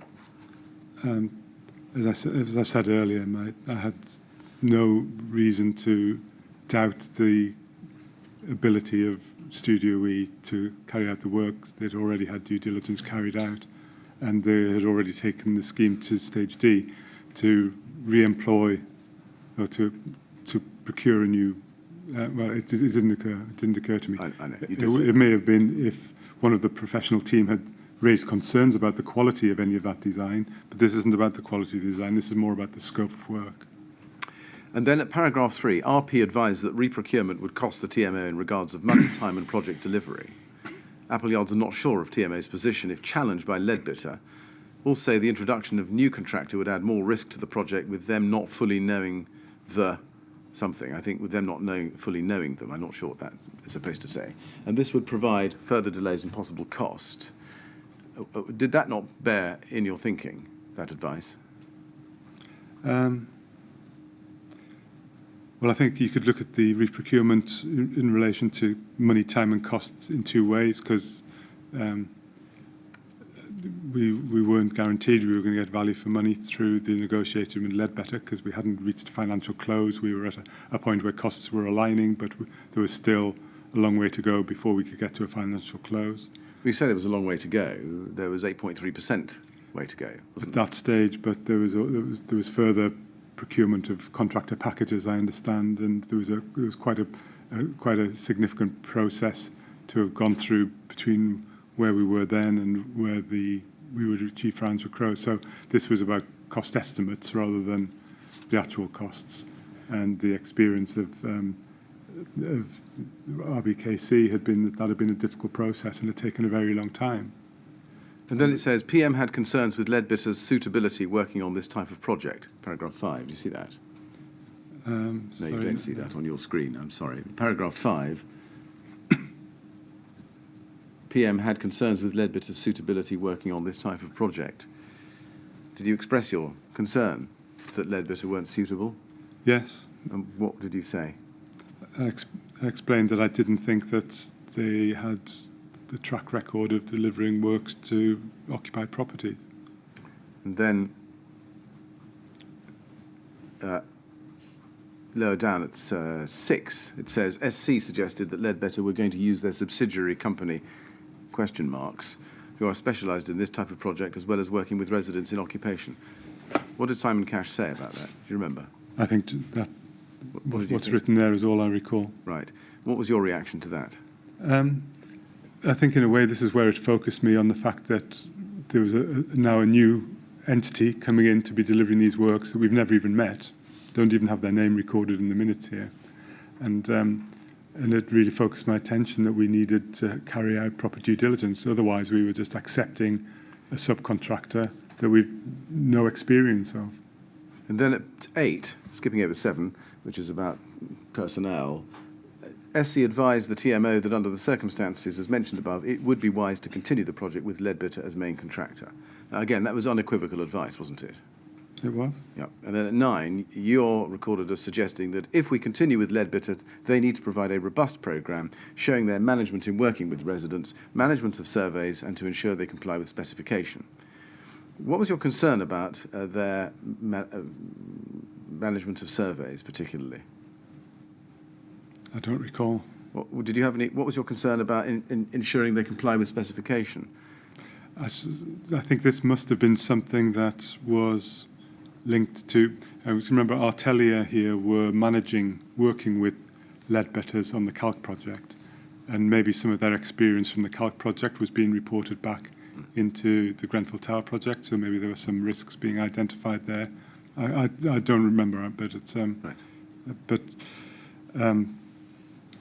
But that is true, and that underlines the fact that we wanted to see a robust programme in showing their management of working with residents. That was a key issue. And if we turn to the next page, page 3, please, of this note, we can see there are 2 more headings. There's consultant appointments and actions. PM, Studio E fees will be considered for payment by TMO, but not sure what agreement we have with them. RB to advise as above.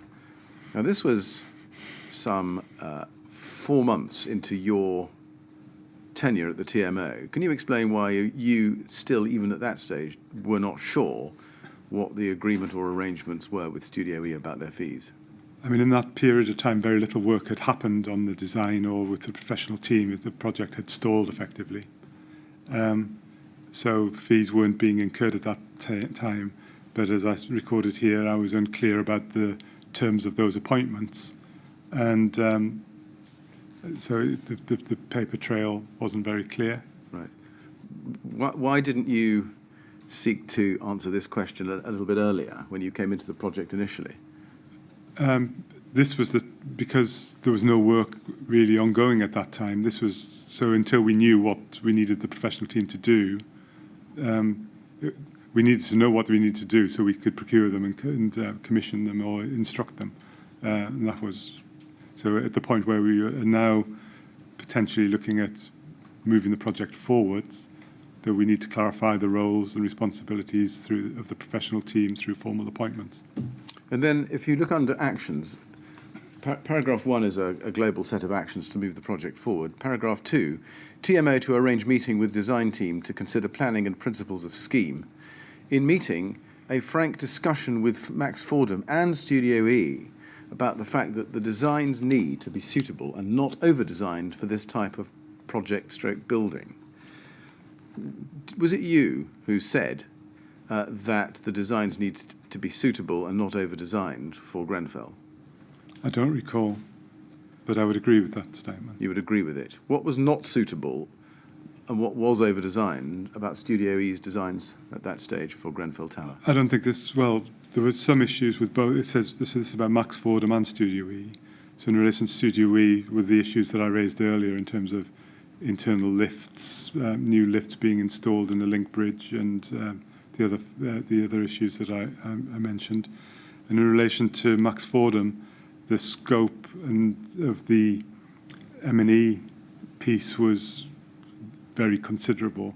And I think that the project at one stage was trying to achieve BREEAM accreditation, and that I think had pushed the complexity and the cost of the M&E piece up significantly. There was a very sophisticated and expensive system being proposed there, which I thought was going to be not only expensive but potentially difficult to maintain going forward. So we wanted something that was manageable in the longer term. What was over-designed about Studio E's designs? As I mentioned, the lift and the link bridge, and there may have been some other things, but I don't remember. Now, in paragraph 3, it says, TMO to draft newsletter informing residents of progress and the change in design, but with positive spin. What did you mean by, or what did the person who said this mean by positive spin? I don't think spin's the appropriate word. I think we want to present what we're doing as good and the right thing to do. Yes. Was it you who used the expression with positive spin? No. Who did? I don't know. It wouldn't be a word I would particularly use. No, well, somebody did, and it's signed off by Paul Dunkerton, this note. It may be that he thought of the expression. Either way, can we take it that it's a TMO idea, the idea of giving a newsletter to residents with a positive spin? I think positive promoting what we're proposing to do is absolutely an appropriate thing to do, yes. Yeah, you see, the idea of a spin rather indicates, doesn't it, that you're telling somebody what they might want to hear, putting a gloss or an angle on it without actually revealing the whole truth. Is that fair? I don't know. Without knowing exactly what... I don't know, to be honest. Well, you see, I wonder why that is. You were at a meeting where the suggestion is made to draft a newsletter telling the residents about progress and change in design, but with positive spin. That rather suggests that the idea was to tell the residents only good things and not tell them the whole truth. Is that not the case? I think we would always tell them the whole truth, and I'm not sure what negative things we would be avoiding trying to tell them. We would be telling people what we're proposing to do and when. In a positive way. Right. I think that would be how I would describe it. Yes, but there was quite a lot actually, as we saw, wasn't there, in the report from Artelia that you were discussing at this meeting, which was negative about the way the TMO had handled the project thus far. I take it that by putting forward a newsletter with positive spin, you weren't going to be telling the residents about any of that. Is that right? What we wanted to be communicating to residents is what we were going to do and when. The real concerns from residents at this stage was that this project was taking so long to get onto site.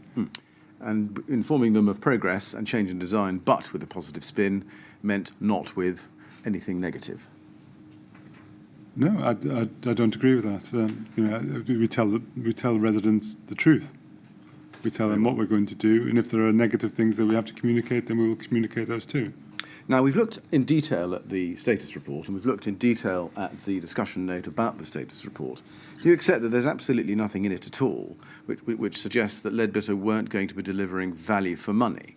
You were apart in terms of costs and budgets, I understand, but Artelia never advised you that Leadbitters weren't going to be delivering value for money. Is that fair? I don't have a recollection of that. Right. Now, if we move on in time, please, to the 21st of May 2013, there is an email at ART 408858, please.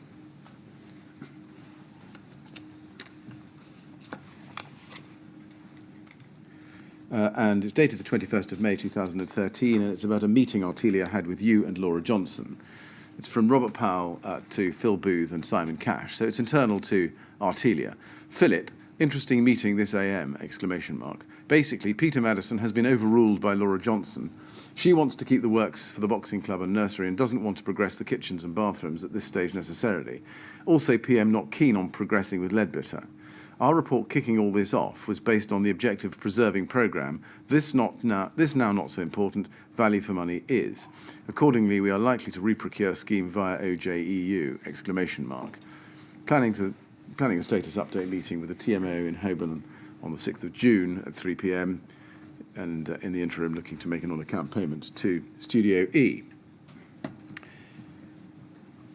Now, Robert Powell of Artelia says in his witness statement, and I don't need to show it to you, but that you were at the meeting with Robert Powell that morning. Is that right? So which morning? The 21st of May, 2013. Okay. Do you remember that? I don't remember, but... Right. Do you have any recollection of that meeting? Not specifically, no. Do you remember what issues Laura Johnson had expressed her view about, which you were then passing on to Robert Powell? This was the conversation that I described earlier with my conversation with Laura about procurement, scope of works, decent homes. Right, so it was this conversation, not one earlier in March. I see. This would be. So the conversation you had here wasn't the one that predated the meeting on the 25th of March. Or maybe I'm getting confused about which All right. the exact sequence of things maybe, are. But here it says basically Peter Maddison has been overruled by Laura Johnson. Had you been overruled by her on anything? No, I went to discuss priorities and principles with Laura, and she gave me some valuable advice, and I took that advice, and I agreed with it. Right. Clearly, Mr. Powell has formed the impression that you had one view, but she had overruled you. Can you explain that? No. What was it that you discussed with her that led to the view, as recorded here, that she wanted to keep the works for the boxing club and nursery and doesn't want to progress the kitchens and bathrooms at this stage necessarily? Was it that on which you had been, as it is said, overruled by Laura Johnson? I wasn't overruled. I mean, Robert's incorrect in his terminology there. I discussed the issue of the costs and the costs of the boxing club and the nursery, and wanted to check with Laura that she was comfortable with that, that they were a priority. Laura clearly communicated to me that she saw that as part of the social value, the infrastructure of the area, and wanted this to be a great place. So wanted the boxing club and the nursery as part of that wider regeneration of this area, and wanted it to be a great place for people to live. Right. And the in a way, my question to her was, we're going to do all of this work, but we'll not have finished the kitchens and bathrooms, and so therefore there may be some a large level of investment, and we still don't meet decent homes. And her view was, well, she heard that point, but said we can pick that up at a later date. And I think in hindsight, that was a very sensible advice. Was the point of difference then between you, or was there a point of difference between you about whether you should or shouldn't progress the kitchens and bathrooms within the flats at this stage? No, Laura and I agreed. Yeah, I wasn't overruled. I came with some suggestions and proposals and options for Laura. We discussed them and agreed a way forward. What did you need to go and see her about? I wanted to check in for the reasons that I described about the decent homes. When you went to check in with her, was your check-in proposal that you would do all the works, boxing club, nursery, and the kitchens and bathrooms? I don't remember that.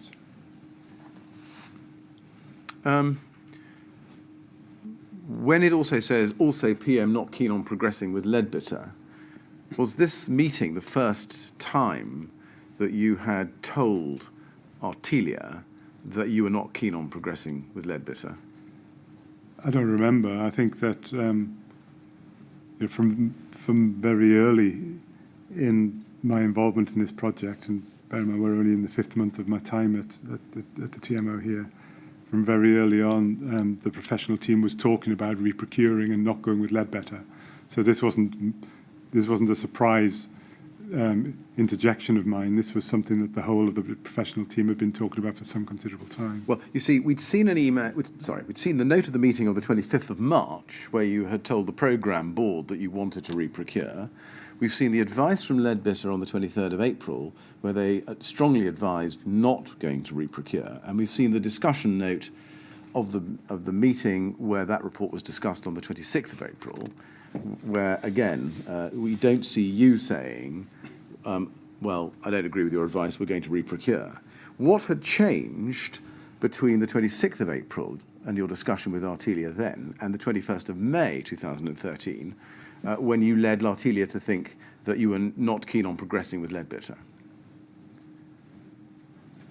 I think my view had firmed up in terms of wanting to understand that we had the right contractor with the right experience, but also added to that, Laura had given me some context around the difficulties that RBKC had experienced of getting Leadbitter into contract on calc.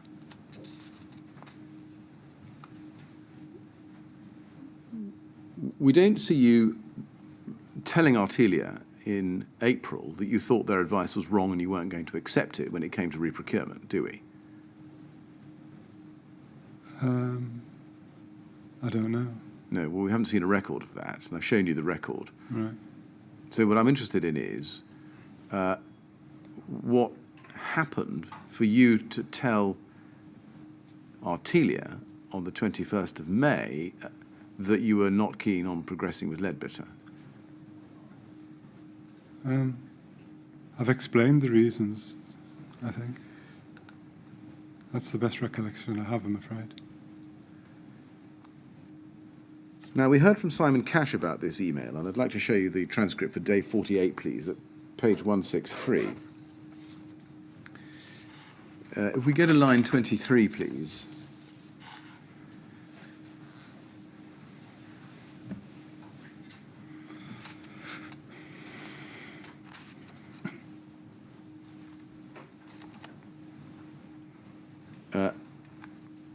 And before I show you this, I perhaps ought, to be fair to you, just to put to you, do you recall being at a meeting on the 21st of May, in the morning of that day, at which Simon Cash was present?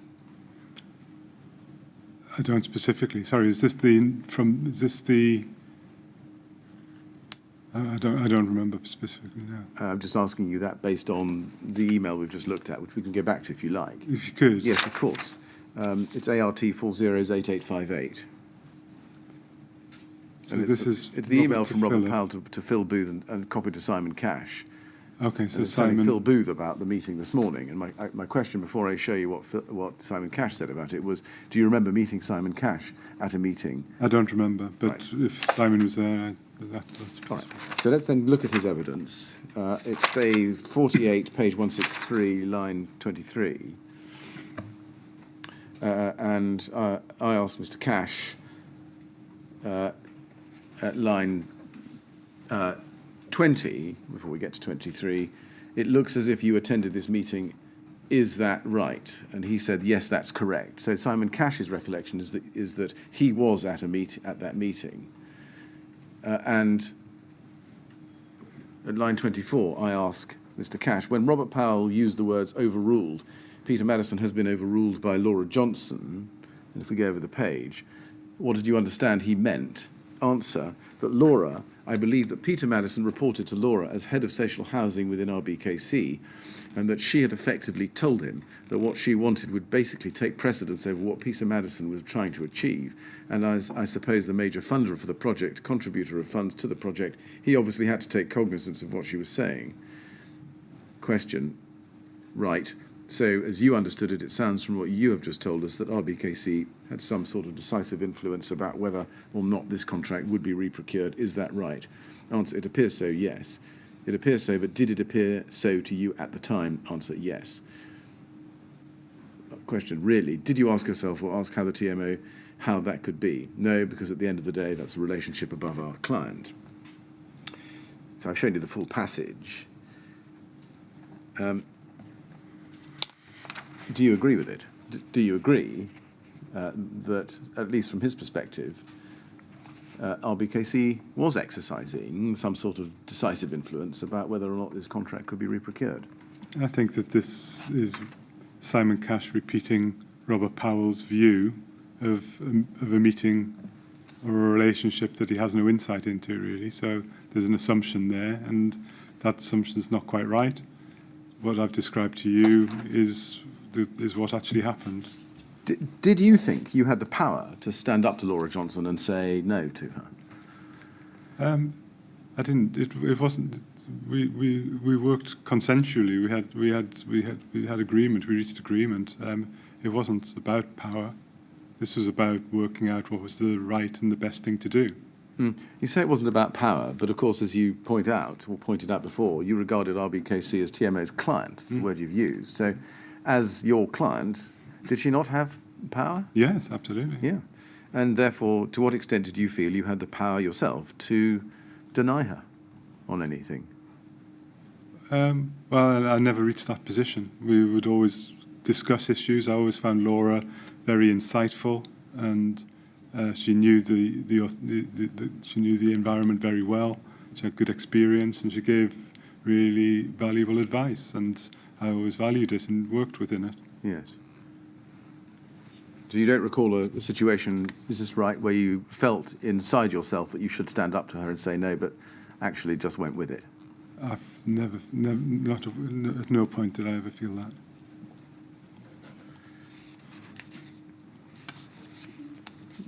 Going back to the email of the 21st of May 2013, if we can. ART 408858. In the fourth paragraph, we see, as we've seen already, I've read it to you, PM not keen on progressing with Leadbitter. Our report kicking Our report kicking this all off was based on the objective of preserving programme. This not now so important value for money is. Is Robert Powell right that you said that you weren't keen on progressing with Leadbitter? Yes. Now, we saw earlier that Robert Powell says that the project would be reprocured by OJEU. That's a departure, isn't it, from your previous recommendations to reprocure using a framework, isn't it? I don't think that was their recommendations, were you saying? Yes. I think there'd been some initial exploration of the LHC framework, and they had we'd asked Artelia to try and identify other frameworks that may be used, and the benefit of a framework is that it reduces some of the time and the administration of the OJU process. But I don't think we'd found, or they had found, a framework that seemed to deliver what we needed for this project. So we felt that actually easier just to go through a straightforward OJU process. It was clear and transparent. Do you remember having a discussion with Rob Powell to the effect that you are now going to reprocure the scheme through OJEU specifically, as opposed to the frameworks we were looking at before, or you were looking at before? I don't remember. I don't remember. I didn't do any very detailed work on frameworks. I'd mentioned some areas that Artelia might want to consider, but I don't think I was asking them to recommend the appropriate route for procuring the scheme. Now, Robert Powell goes on to say, as we've seen, that preserving the programme not so important, or now not so important, value for money is. Did you say that? I don't remember, but I think I can understand that. I think it's value for money was the driver here, and that the inference being that Leadbetter may not be offering value for money. The best way we felt of getting value for money was to put it to the market with a very clear price quality due diligence process. And that would take time. And one of the part of the conversation I had with Laura was that this may take more time. Is that okay? How does that feel politically? And that's the sort of sense check I was giving. And Laura said the right thing to do is to deliver value for money. Focusing on the OJEU, do you actually remember having the conversation with Rob Powell that said you now wanted to go with the OJEU framework? I think my recollection is that we took the recommendation from Artelia. I think this looks like a internal, slightly shorthand note. I think that I would always be looking for my professional team and my employer's agents to be recommending the procurement route. Right. And when it says preserving programme now not so important, value for money is that something you said? I don't think it is something I necessarily said, but I think it chimes with the conversation that I'd had with Laura, that value for money is the so getting value for money. We're spending public money here, and it's a lot of public money. We need to show we're getting value for money, and if that takes a little bit longer, then she's supportive of that. I think. Did you have a conversation with Laura Johnson along the lines of preserving programme is no longer important, value for money is? No, that isn't how I would describe it. I would say that value for money is achieving value for money. We're spending a large amount of money here, making sure we get the best we can for that money, and you can take a bit longer. If it takes a bit longer to do that, then that's the right thing to do. Was it not always the position, Mr. Maddison, that you were spending public money? Always. And was it a lot of public money? Yes. And was it not always the position that as a public servant you would have to get the best value you could for that money? Exactly, and that's why I thought that Leadbetter's negotiation was ambiguous in terms of whether it delivered value for money, and I thought that the clearest way of demonstrating it was through a proper due diligence process and a market-tested tender.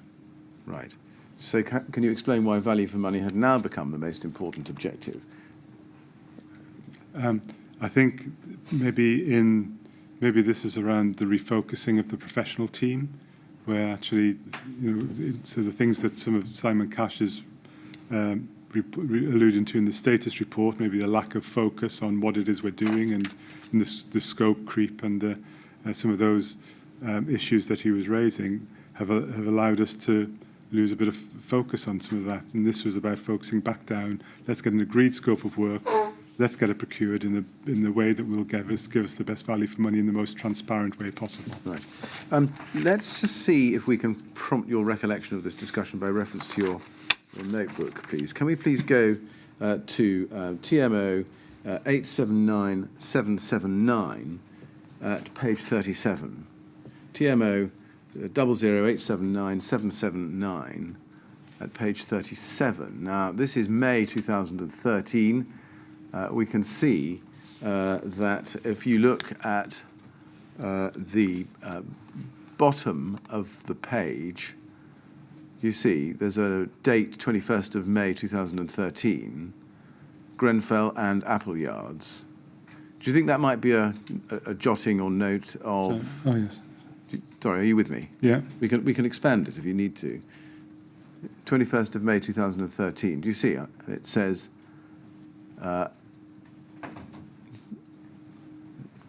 you see what it says? It says something underneath that.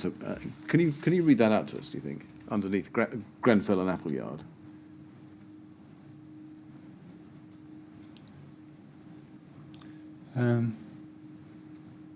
Perhaps it doesn't matter. I think that refers to BYUK, which is Bouygues. Oh, right. But I can't read. I don't think that doesn't look particularly relevant. Something about experience and expertise in social housing. Well, it says, if it's Bouygues, then that does make sense, because it then goes on to say, will draw on something Vale, Thames Vale, maybe their subsidiary, expertise in in social housing. So that ties with what you said earlier. So there was clearly discussion, even at this meeting, about the ability of Bouygues to use their subsidiary as a social housing contractor. Yes? Mm-hmm. Yes. And then fees, design fee, Appleyards, and then procurement, Leadbitter's framework, OJEU ? So it looks from this as if you did discuss the OJEU at this meeting, but there's a question mark next to it. In general, can I just ask you, do you think this was a note that you made to yourself in preparation for this meeting, or was it a record of what was discussed at the meeting? It'll be a note in preparation. Right. So OJEU ? Does that tell us that you wanted to go into the meeting asking Artelia whether the re-procurement exercise you had in mind would be through OJEU? Yes. Yeah, that's helpful.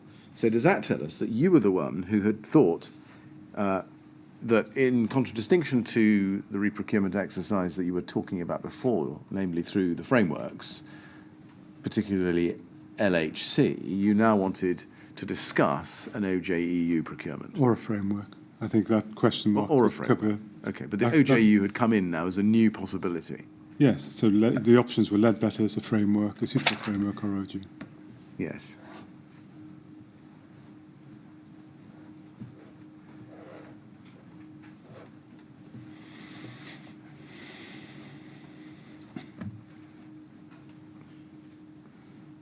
Now, moving on in time a little bit,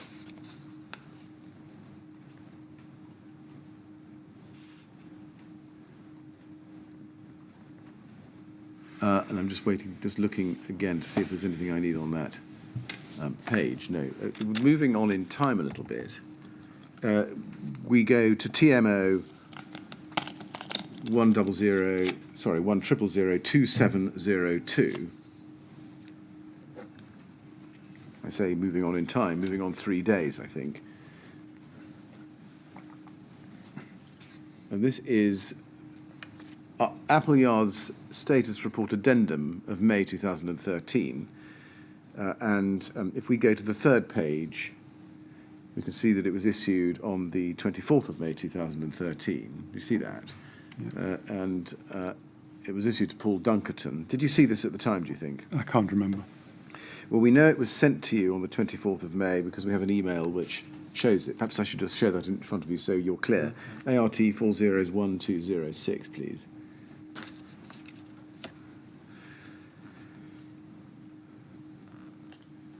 Robert Powell, to you, 24th of May 2013, attaches the addendum. Peter, please find attached the addendum to our report we discussed.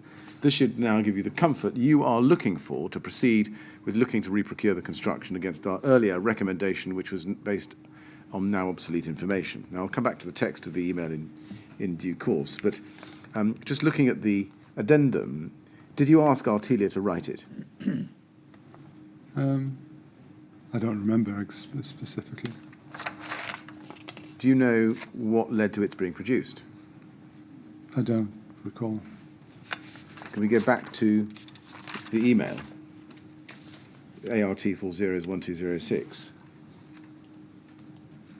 Second sentence, or rather, first sentence, the addendum to our report we discussed. Did you discuss the addendum before they produced it? It sounds like we've had a discussion around the original report and agreed a refocusing of that that report. Now, looking at the brevity of time between the 21st of May meeting and the note we've seen of that and your diary note and the 24th of May email, only 3 days, it's likely, isn't it, that the discussion about their producing an addendum took place at the 21st of May meeting? That seems sensible.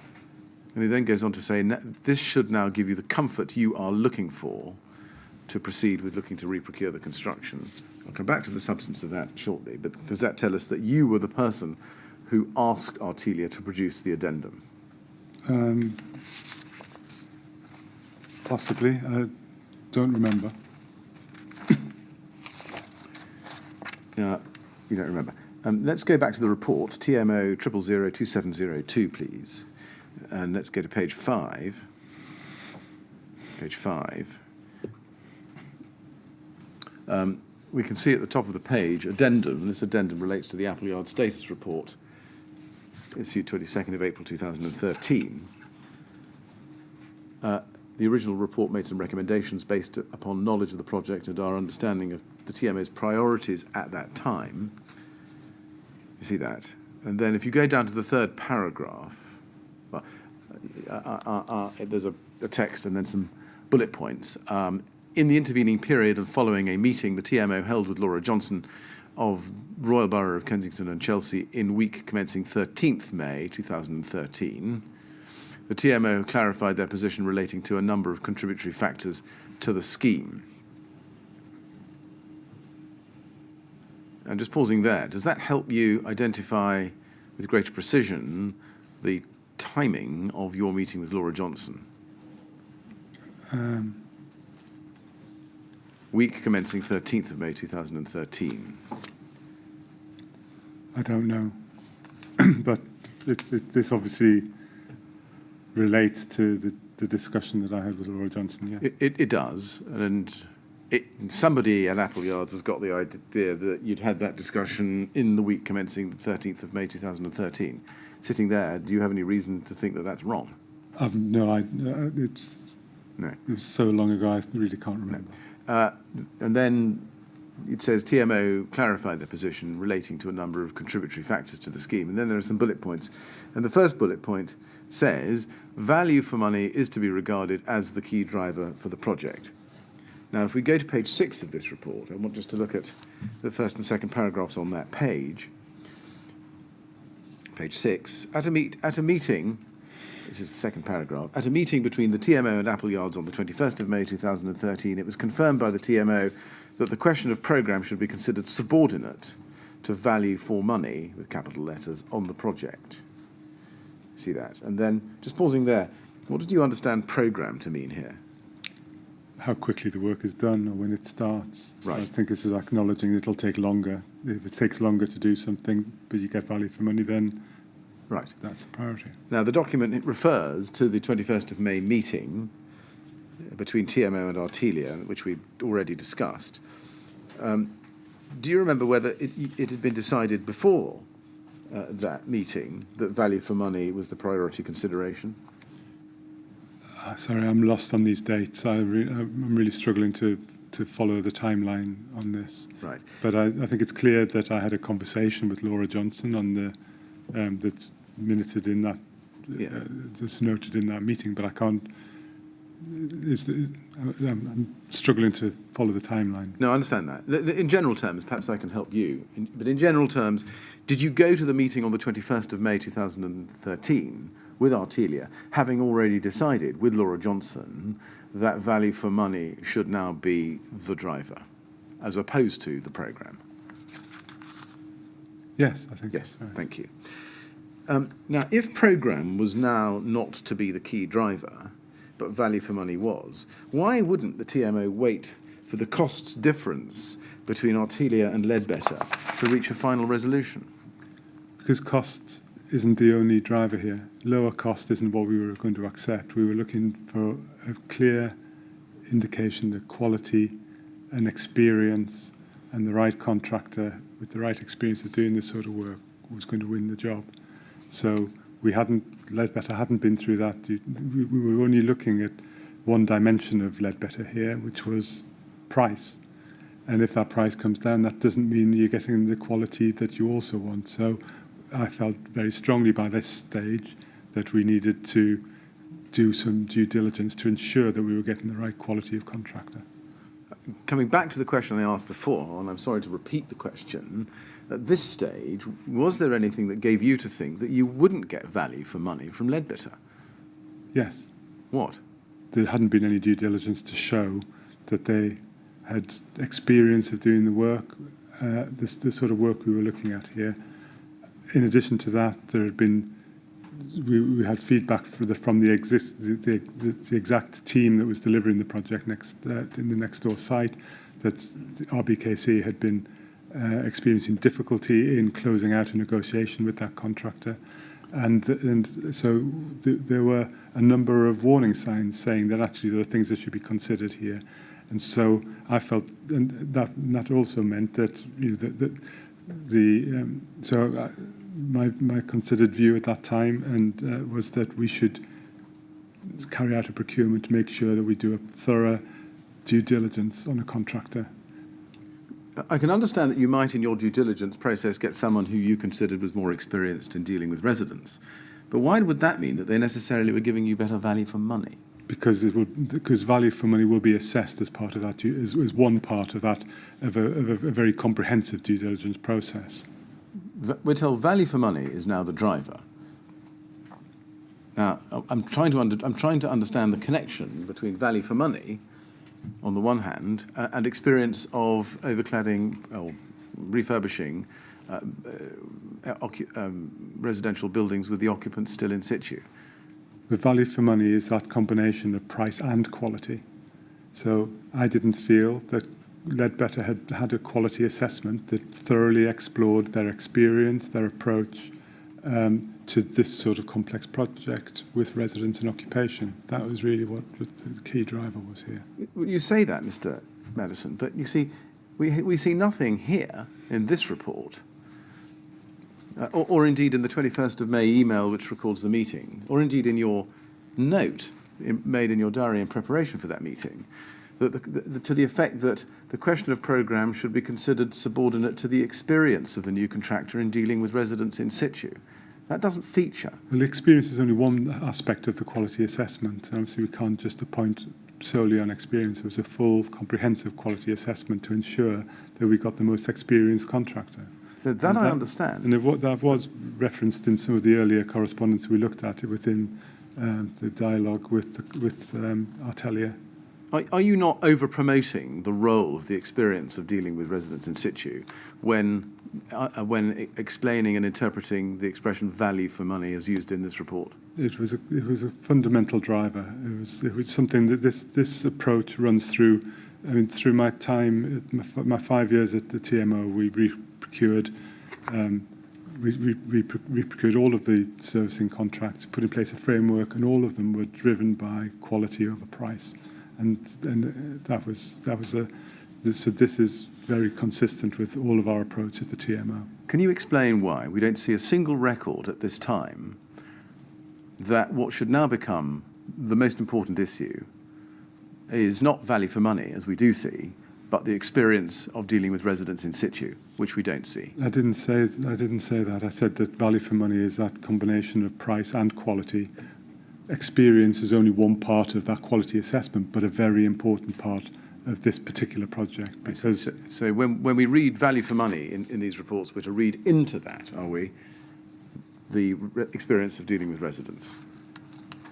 No, value for money is a combination of price and quality. As part of that quality assessment, experience of working with residents is a really important part of it, because this was a very challenging building to refurbish with residents and occupation for a number of reasons. Yes, but we've been around this buoy a number of times, and it's probably not worth repeating, but I think we have the answer on that. Can we then go down... Well, is this likely to be a good point, Mr. Mayor? Yes, I think it is, actually. Mr. Maddison, we'll have a break now so we can have some lunch. And we'll come back at 2 o'clock, please. And while you're out of the room, no talking to anyone about your evidence or anything to do with it, please. Thank you. All right? Thank you very much.